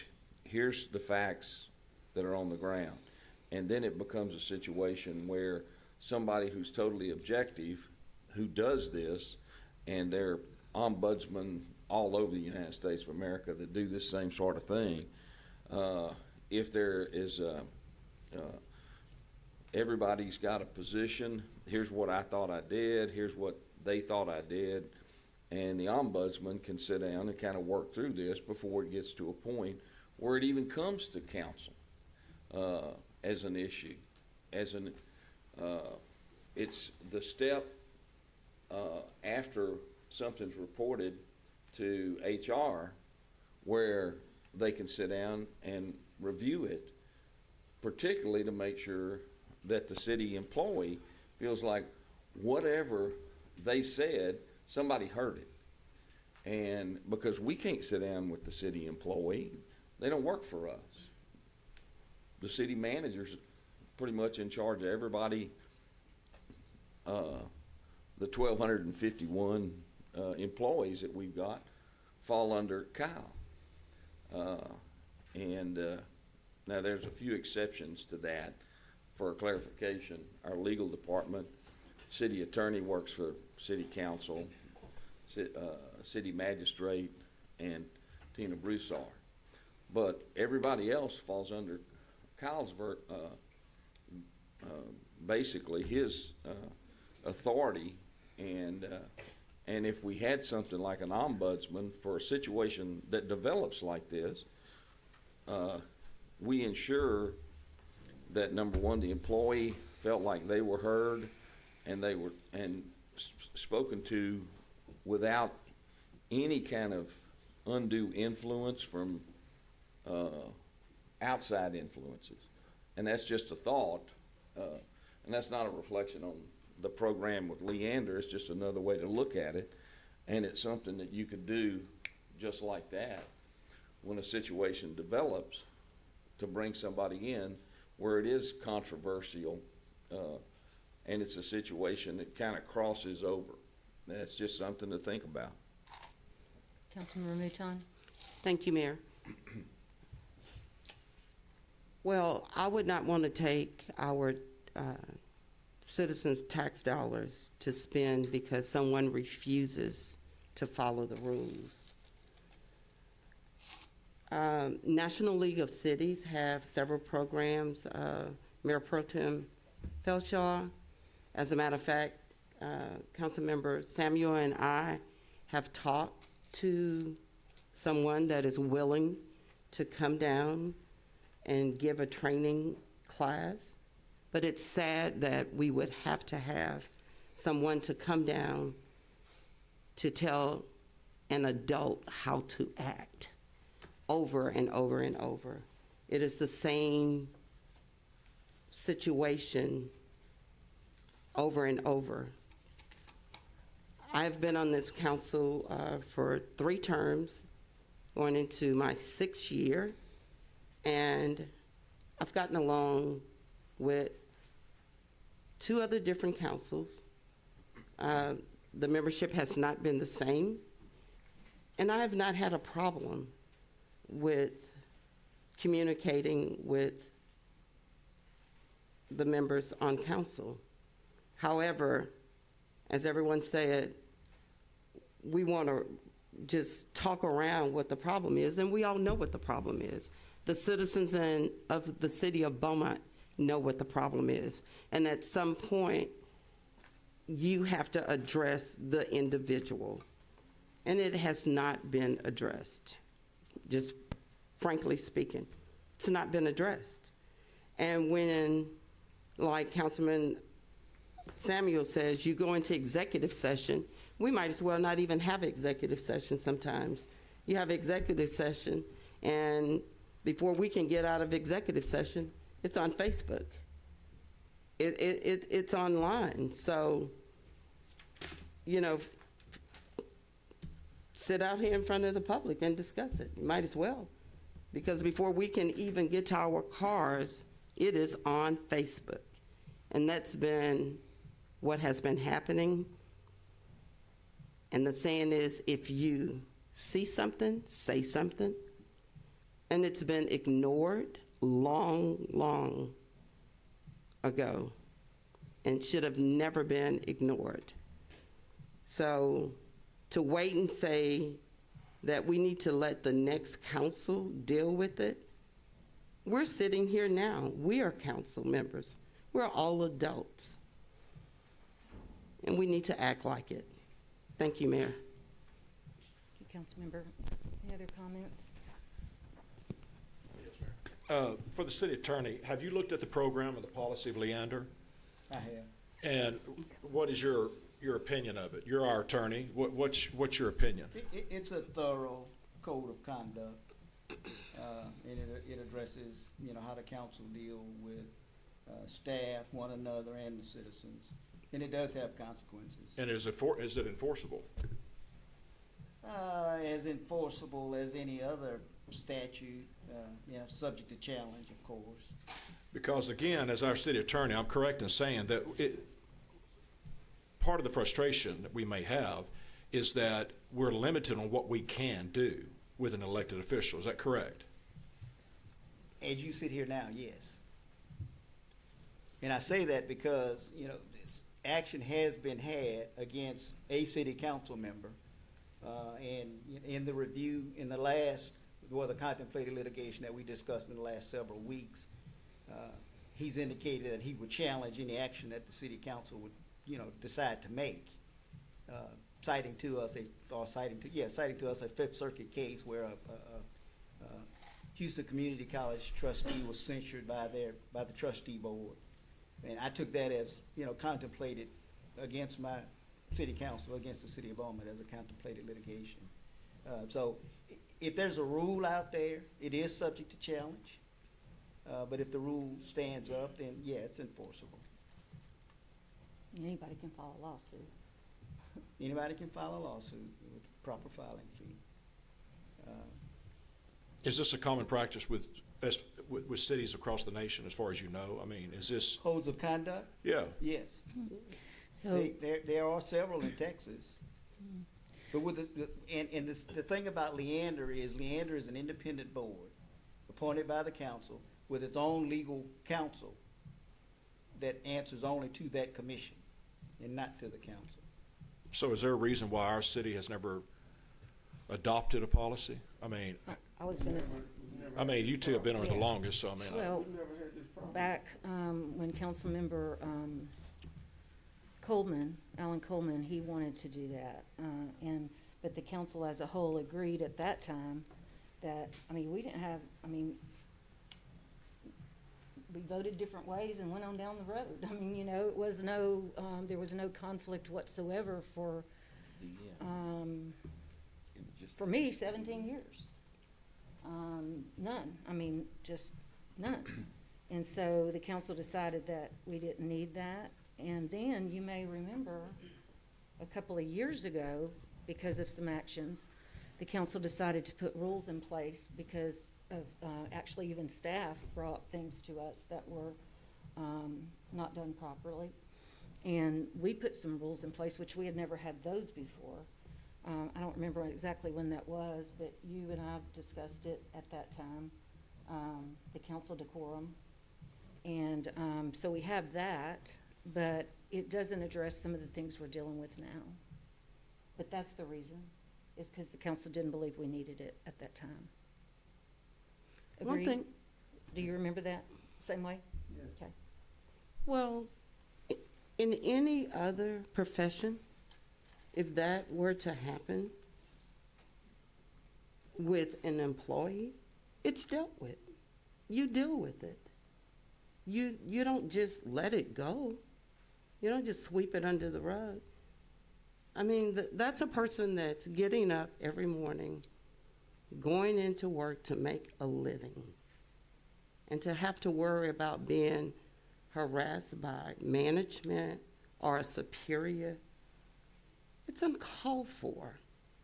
I don't think anybody sitting up here would want to be treated that way. And I know I wouldn't. And I would take action if it happened to me.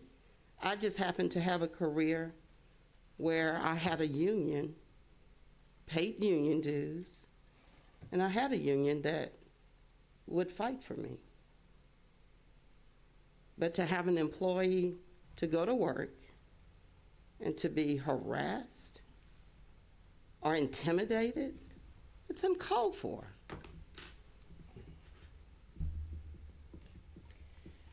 One last question, Mayor, if I may. Sure.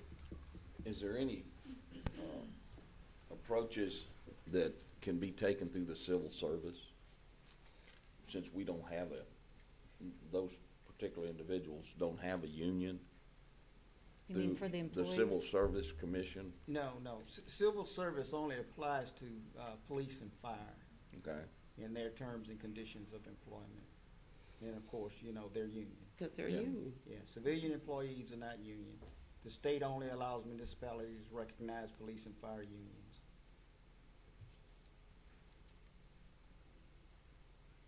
Okay. Anybody else? So Yeah. we're just waiting to. Well, I think that, I mean, if there's a consensus to look at this, is it Leander? Leander. Leander, is it Code of Ethics? Is that what it's called? It's ethics policy. Ethics policy, And commission. then we can get that to everyone.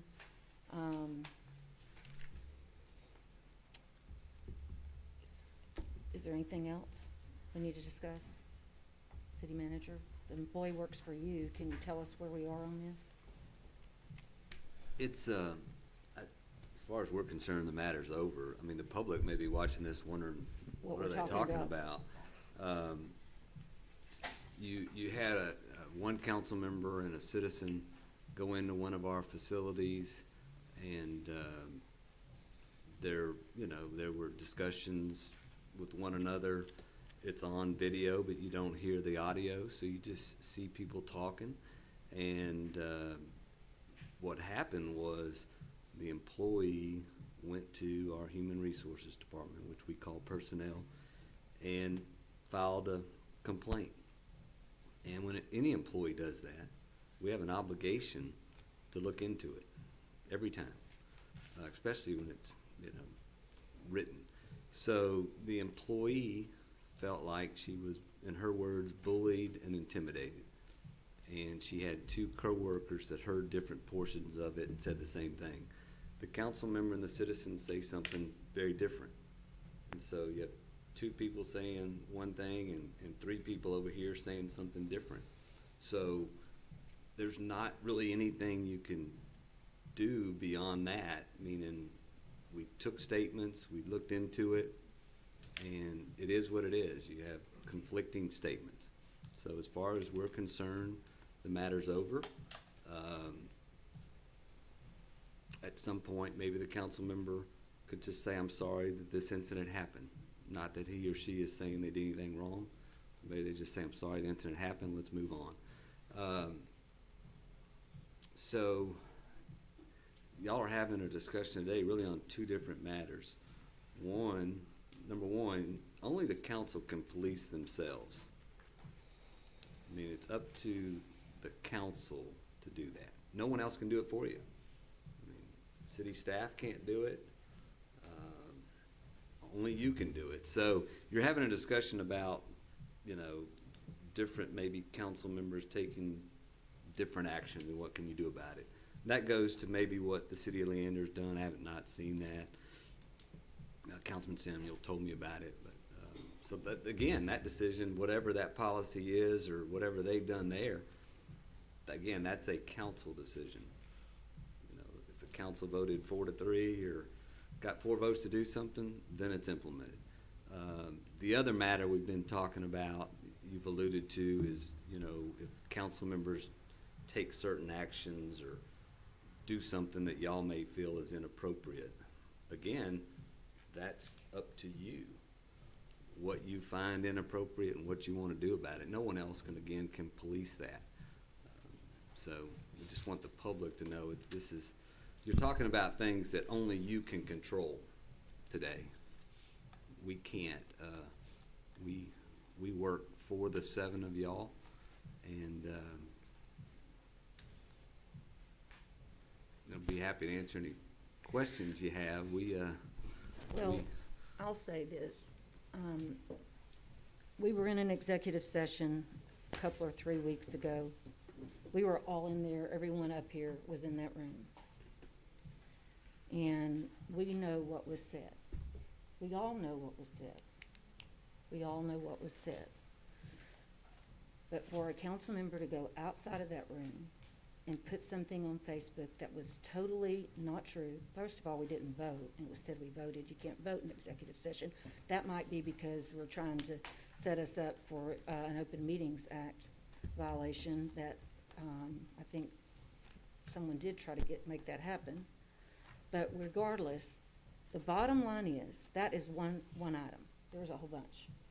But the bottom line is if we are in executive session, this was, I thought, done. I don't understand why we as council can't agree to something and all, you know, we talk about, you know, even a citizen came up and talked about some of us needed the ethics more than the other. Well, the proof is in what happens. That's how it is.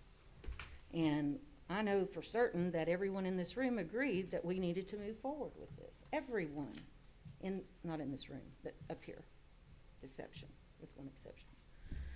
And then something was said out there that actually caused a lot of grief for a lot of people, and there was just no reason for it. And I don't know if something like Leander's code of ethics would address something like that, or if it even could, or we have a discussion about what we want to pay for property, and we go out and put it out there.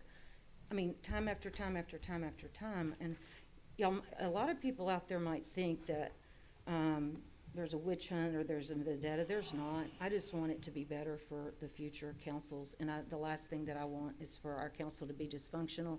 But I know for the last few years it's been very, very hard to move anything forward, even positive things that we should all agree on, like pumping stations and lakeside centers and things like that we should all be excited about.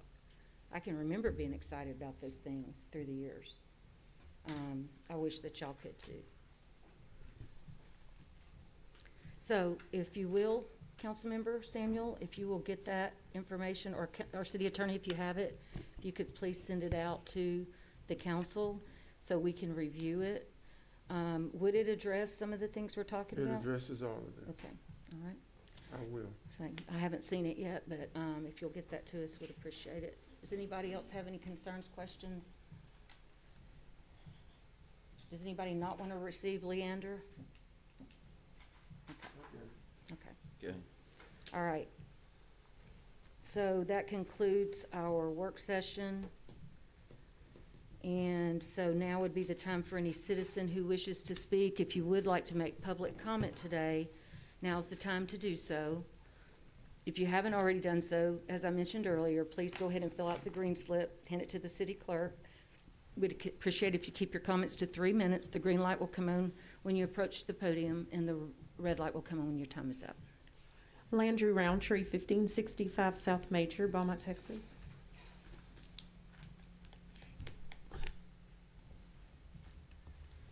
Thank you very much, Mayor and City Council. Well over 50 years ago, there was a businessman in Beaumont by the name of Jack, a Jewish man. Mr. Pate, you might remember him, at the corner of Harrison and Magnolia. My dad went into his business one day and had a conflict with him and left, very disgruntled, and he went home. When he calmed down, he talked to my mother, and he said, you know, I believe I can go back and become friends with that man. And he went back and developed a relationship, started communicating with Mr. Jack. Later on, Mr. Jack said, Harold, he said, give me $50, which was a lot of money. That was probably a week's wages. He said, what for? He said, I'm going to sell you everything in that truck over there. My dad said, let me go look and see. He said, no, if you go look and see, it's not for sale. Give me $50. They had a relationship. So my dad gave Mr. Jack $50. Went over there and got everything in the truck. The first item that he sold out of that truck was for over $100. Before Mr. Jack retired, Harold Roundtree was taking his deposit to the bank for him and depositing his business deposits. Relationships make a difference. I believe everybody in here, if I asked for a show of hands, I believe everybody would say they'd want to be blessed. And if I asked for a show of hands, who would like to be cursed? I believe no one would raise their hand. Many years ago, thousands of years ago, there was a couple, if anybody needed to be blessed, it was that couple. His name meant father of a multitude of nations. But the problem was, he was almost 100 years old, and his wife was 90. But God got involved with that man. And the first mention of blessing in the Bible was Abraham was blessed of God. And then he also said, when he blessed Abraham, he said, I'm going to bless them that bless you, and I'm going to curse them that curse you. God has some special children in his life. They are orphans. They're the fatherless. They're the widows. And they're the Jewish people. I want to be blessed. The Jewish people have by far have not been a perfect people. Some of the worst people in history have been Jewish, but some of the best have been Jewish. Some of the worst have been Gentiles, and some of the best have been Gentiles. But I think we need to take heed to the scriptures in Genesis chapter 12, verse 1, 2, and 3. Because if you want to be blessed, you might want to read that scripture. If you don't want to, if you want to be cursed, continue on. Thank you very much. Thank you, Mr. Roundtree. Mark Sabletti, I think, 1923 Broadway Street, Beaumont, Texas. I just moved here from Colorado. I'm a carpenter. And I just came here to introduce myself and say hello to all of you fine people. I looked at my ward supervisor guy, Mr. Samuel, and credentials that are incredible. You still have a beautiful dress on, by the way. And I just wanted to say hello to all of you. I have no idea what I just walked into. I've got 3 people to help that just came up here for your help, and maybe we can all work together one day when there's another council. Soon, I guess. Thank you. Thank you, Mr. Sleddy. John Vaughn, 3955 North Major Drive, Beaumont, Texas. First thing I'd like to say, Mr. Samuel, I've heard you say a few times that an unchallenged untruth, correct me if I'm wrong, you've heard it said that an unchallenged untruth can become the truth. That's not true. A lie is always a lie. And no amount of belief that is the truth makes it the truth. So that's good news, I would say. I understand what you're getting at, that if someone's not willing to dig deeper and find out what's really going on, they may believe that a lie is the truth. And so I would say I got a chance, a rare and unique chance that I dreaded and despised, but I'm grateful I had, to spend 7 months seeing the whys behind the whats of the people who sit here and who work in this city. And it's not what people do, it's why they do it that reveals the heart. And you don't need, I'm sorry, but you don't need to hire people to help you. You don't need councils or other people to come in and tell you who's right and who's wrong. You got to get your hearts right. And if you're not going to get your hearts right, you need to get out of here. And you need to be in a different place. And there's a lot of not right hearts in here, unfortunately. And I highly recommend and suggest that you survey the city employees. I got to, in my 7 months, I got to know a lot of them closely. And I would tell you that the gentleman y'all continue to talk about is the only one that they suggested to me on multiple times that I go to, because they told me if I went to him, if I went to anyone else, that I would get what I was getting, not much. But if I went to him, that he would be there and trying to figure out why what was going on and looking for a real solution. And they were right. Mr. Getz is, I don't always agree with what he does. I'm not sure I understand, but why he does what he does is for the right reasons. And there is a problem, if you ask me, as humbly as I can say it. Pride is the problem in here. And pride is rooted in fear. And the more we act on our fear, the more we destroy the roots of our life in any organization we're a part of. And pride and fear fully developed even delights in evil. And so what I'm saying is, please, get your hearts right. And I will end by saying this. It's my fault and it's our citizens' fault for not knowing each of you better. I didn't know. I never came here. I had no idea. And from the outside in, everything looked, everybody, I didn't know. I didn't get it. But when you see from the inside out, you see the truth. Thank you, Mr. Vaughn. Thank you. Brian Nevo, 6955 Shanahan, Beaumont, Texas. Good afternoon, Council. As our city manager said, we believe this has been over with conflicting statements, and the gentleman behind me just talked about dig deeper, which is Mr. Samuel said. I'll propose some questions if anybody up here doesn't or hasn't already thought of this, but supposedly the lady that made a complaint, well, is there any accountability if you file a false complaint? Next question, what are the consequences for it?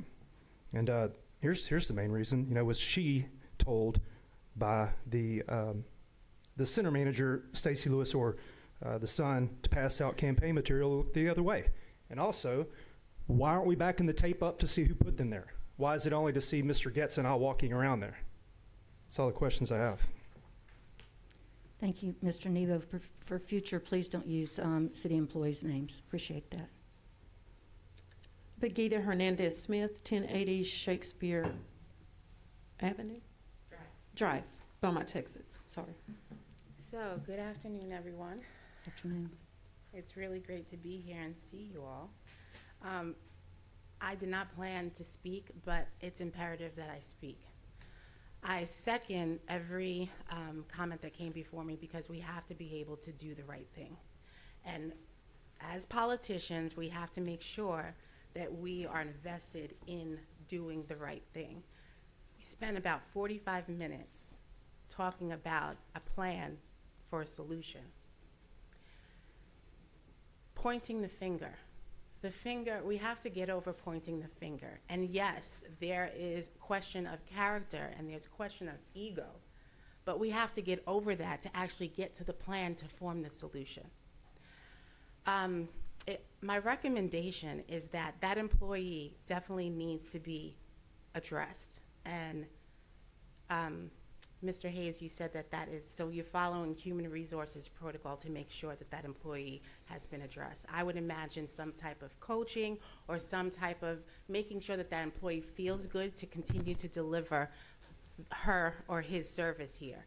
And then Councilman Samuels, I think it's a phenomenal idea to start a policy. And I think that the City Council should definitely weigh in on that policy.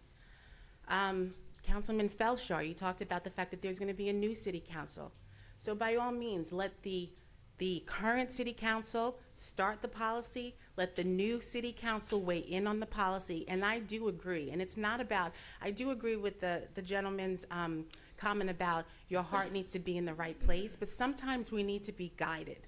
And so I do agree in bringing in a coach or some type of consultant that understands. I've built teams for the last 20 years. all of us operate differently. We all have different beliefs. We all do business a little differently. So some type of psychological assessment to understand how we operate, how we can best work together would be I think it would be a great spend from the city's budget. So I just want to say that we have to check the egos at the door and question ourselves every single time we do the work that we do. Are we doing it for the right reason? Because if we are in pursuit of prestige, or we are expecting loyalty for loyalty's sake, we're not doing anything for our citizens. So, thank you so much. Thank you, Ms. Smith. Mary Williams, 9380 Rick Street, Beaumont, Texas.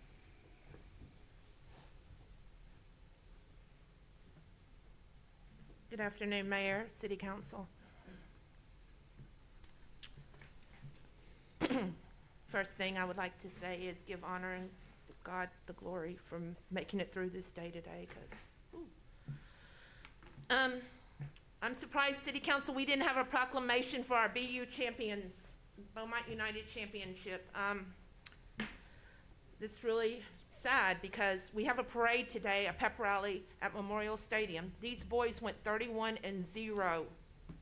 31-0 today, this season, and we have nothing for the citizens, nothing.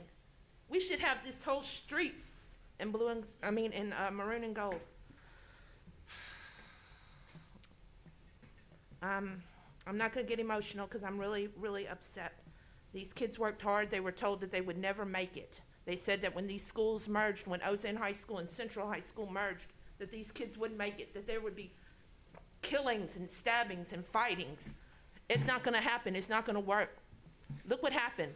Look what God can do.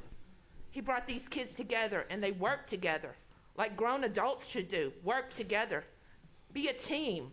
When I joined the United States Army, that was drilled in my head, to be a team. We are one team. We go in as a team, we come out as a team. We have each other's back at all times. This makes no sense. And I won't be long. We have crime in our neighborhoods. We had a murder on my street a year ago, almost to the date, right next door to my house. The trial has yet to go to trial. And then last Tuesday night, in the middle of the night, almost a week, some kids jumped the fence right next door to my house, again, in the same place where that murder happened, breaking into people's houses. Luckily, the dogs caught them, and the laws caught them. What's being done about this? This is in the Million neighborhood on Riggs Street, and I am a block captain for my street, and nothing's getting done about it. We're tired of it. We have a good neighborhood, but we have some, and I'm gonna call it like I see it, we have some crackheads on that street who need to get gone. We really do, and I'm tired of it. I shouldn't have to sleep at night with a gun under my pillow to make sure that my house is safe. I moved back home after serving my country. To come home to this, it's not right. My alderman has yet to come to our neighborhood and check on his citizens to see if there's anything he can do for us. He says that it's the police responsibility. You as our alderman, councilman, it's your responsibility, sir. It is your Ms. responsibility. Williams, please keep your voice down, please. I'm sorry. It's your responsibility. And you can grin all you want and look at me, but I agree with 100% with Councilmember Mouton. Ms. Williams, I'm your sorry. time is up. Thank you. Thank you so much, Mayor. Thank you. But let me just say this about Beaumont United. The council hasn't had a chance to speak yet, and we will, and we did last week. We do have a proclamation. We are declaring it the Beaumont United Day. The school chose that we do it at the pep rally this evening rather than here in council today. We would have done it both, but that's what the school chose. So I want to make that clear, that we would never give that any, that they did a great job, and we agree with you, and I think everybody up here does. But I do have to say that because I don't want it said that, sometimes you dig deeper, you find more information, right? Well, So- and it's my ward, and I would not ever let it go. But there's a pep rally, I think it's 6:30 or 7. I don't. Pep rally's at 6:30, and they wanted it at the pep rally. They wanted that done So it will be there. So we will. Okay, so is there another citizen who wishes to speak? That's all I have, Mayor. Okay, there being no one, I'll move to council member comments. Would you like to go first, Councilmember Beaumont? I sure would. Thank you so very much, Mayor. You're welcome. Speaking on the note of BU, I will be at the pep rally. Lineup begins at 5:30. There will be an entrance to the stadium. The pep rally will start at 6 o'clock. No, 6:30. 6:30, I think. Pep rally starts at 6:30. Proclamation will be read by myself and the team, and of course the She-Wolves also will be honored for the great accomplishment that they did accomplish. So I'm sure I'll see you there. I have my shirt in the car because I thought maybe our council meeting would go on longer. So I will see you there at the pep rally, and to the entire public, please come out and support Beaumont United. It's a great honor for the school. It's a great honor for our city. As you stated, they said it would never happen. But when you have unity and togetherness, there's nothing that you cannot accomplish. Also, please continue to pray for the cities and for the families in Atlanta and Colorado.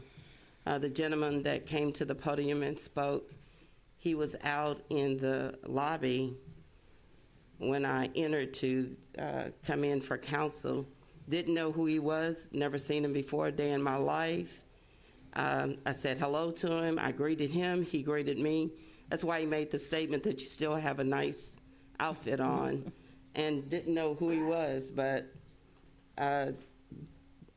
just seeing him out in the lobby and him coming up and stating that he was new to our city, and like he said, to come to a council meeting on today with the discussion that we've had, we're better. We're much, much better than what we've discussed today. And I hope that this will lead to a better council and us coming together for the betterment of our city and our citizens. So thank you, Mayor. Thank you, Councilmember. Councilmember Pate. Thanks, Mayor. Obviously, we really appreciate the great job Beaumont United did. I'm gonna try to get there. I'd already scheduled a meeting for the Babes of Harriet's golf tournament weeks and weeks ago, and since I chair it, it's hard for me to get out of it. But as soon as I can break loose, I'm gonna try to get over there. I want to compliment our buddy Mike Harris and his crew. You know, we remember them when it's an ice storm or a flood. Those guys do it every day, and they do a great job. And our hats are off to them. We've got some great city employees that are always working behind the scenes or behind the fence or down the street or in the sewer, and you don't see them. But believe me, we need them, and they do a great job. Also, here recently, we lost an individual that was really close to our city, Reverend Roosevelt Henry, a fine gentleman, did a great job. He and Roosevelt, go back a long way, and you know, he worked with our chaplain group and was just a fine gentleman. And we are lucky to have great people that live here and do great things. A good friend of mine, Stan Davis, that I served with in the military about 50 years ago, passed away. And but we've got great folks that made our city better, and we need to remember, tell them how much we appreciate them while they're here, because we don't know how long we have. We sort of take that for granted, but the only thing we're guaranteed is right now. And so when we leave here, as several people have said, we wouldn't have the issues we have in Atlanta and Augusta, in Colorado, if people's hearts were right, but they're not. There are some really bad people out there, and we're going to have to pray for them because they obviously hadn't seen the light yet, but hopefully they will someday. That's it, Mayor. Thank you, Councilman. Councilmember Fulshaw. Thank you, Mayor. Congratulations again to Beaumont United. I will not be able to attend the pep rally tonight. I'm speaking at the graduation of the Dream Center of Southeast Texas, but again, congratulations to them. Thank you. Councilmember Getz. Thank you, Mayor. I concur in the congratulations to Beaumont United, and it is my plans to be there tonight. I heard it said recently that untruths that are continued to be repeated can be perceived as true by some. There were a lot of untruths said here today. I'm not going to go through them all. I will say one thing, though. The area of Amelia is important to me. I own property in Amelia. I have been in Amelia. I go to Amelia regularly. Before COVID, we had a neighborhood association that met once a month in Amelia, and I hope to pick that back up now as vaccines take hold and the COVID threat begins to diminish. So it is a police responsibility to solve murders, and it sounds like this one was, there was at least an arrest made and a trial is being awaited. But to say that I don't pay attention to that area, that's not true. With regard to everything else that was said, there's no point in going back and forth with all this. It's been weeks now. I'll just let it go. A lot of untruths were said, and we can leave it there. He's not back. Do you have anything? City Attorney? I do, Mayor. Thank you. Thank you. It's been a lot said about a lie going unchallenged becomes the truth, a lie is a lie, and, lie repeated becomes the truth. Well, Mr. Roundtree came today, as he comes from time to time, to remind us of his indiscretions as it relates to his towing company. But he doesn't tell the whole truth. And I deal in facts and truth as a lawyer. So I'm going to tell my side of it. As I tell jurors all the time, there's always the other side. His story goes back to November of 2013 as a tow truck driver. A complaint was made to the Beaumont Police Department that he was operating without a state license. And the investigation determined that his license had expired. Inspections were made of his vehicles and his company, and citations were issued for violation of city ordinances. The city has a no preference program in the police department that if the police come upon an accident and the drivers have no preference as to a tow truck company, then the city has a list that they use to call tow truck companies. And when it was determined that his license had expired, he was suspended from that program. He appealed that, and as it turned out, he appealed it to the city council. City council gave him a full hearing. He put on witnesses, he questioned folks, and we put on witnesses and questioned folks. City council came to a conclusion that he did not like. He says he asked for another hearing that I denied him. As I see my role as city attorney, I don't have the ability to deny him anything.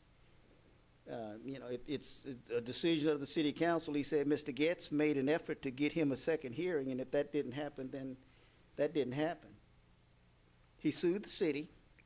Let me back up. While his license was suspended and he was suspended from the program, he went out to an accident scene where he should not have been. The police officers went to him and said, Mr. Roundtree, you should not be here. Would you please leave? He would not leave. They called out a supervisor. Supervisor ended up arresting him because he disregarded the city's ordinances and city's regulations. He eventually sued the city and sued that arresting officer, who was a sergeant, in federal court. That case was thrown out. He appealed it to the Fifth Circuit in New Orleans, and they would not even accept his case. So he talks about integrity and honesty, questioning my integrity and my honesty, when he doesn't tell the whole story. So his half-truths, well, we'll call them a lie. His half-truths are lies. And he waits until time passes to come back and bring this up again, when we have forgotten about it. And several of you probably weren't even on the council last time he came here and told his half-truths.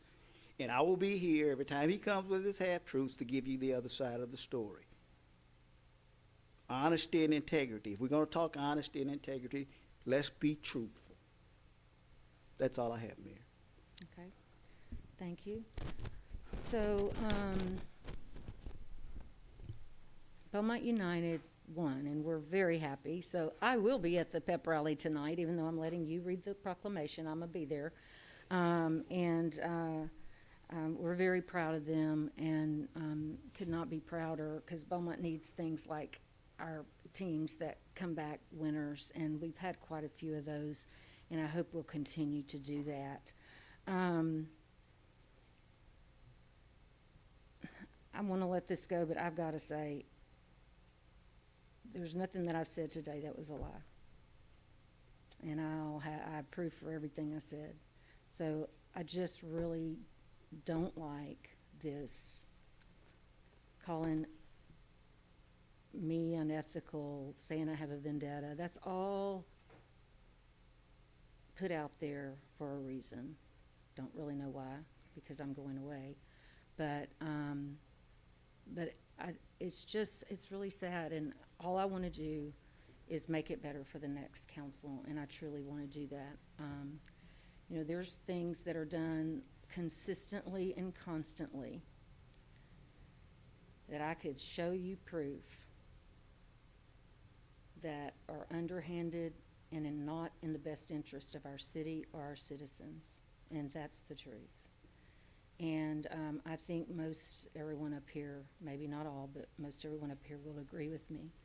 In addition, the city employees, they know, because they have to live it. And answer all the questions over and over and try to get a different answer. And it's just a waste of time. And I'm sorry that it is, but it's just how things are now. And honestly, I'm very surprised that no one had a problem with another attorney being on a blind carbon copy of the email that we got, because we got the wrong email apparently, that Mr. Getz sent, and because I do. And I think that that email came, I thought in good faith, you thought in good faith, because you made the motion for us not to do it. And then we see that the one that was put on our dais, I assume by Mr. Getz, because maybe he printed it from his house, so the BCC showed up, of a brand new attorney.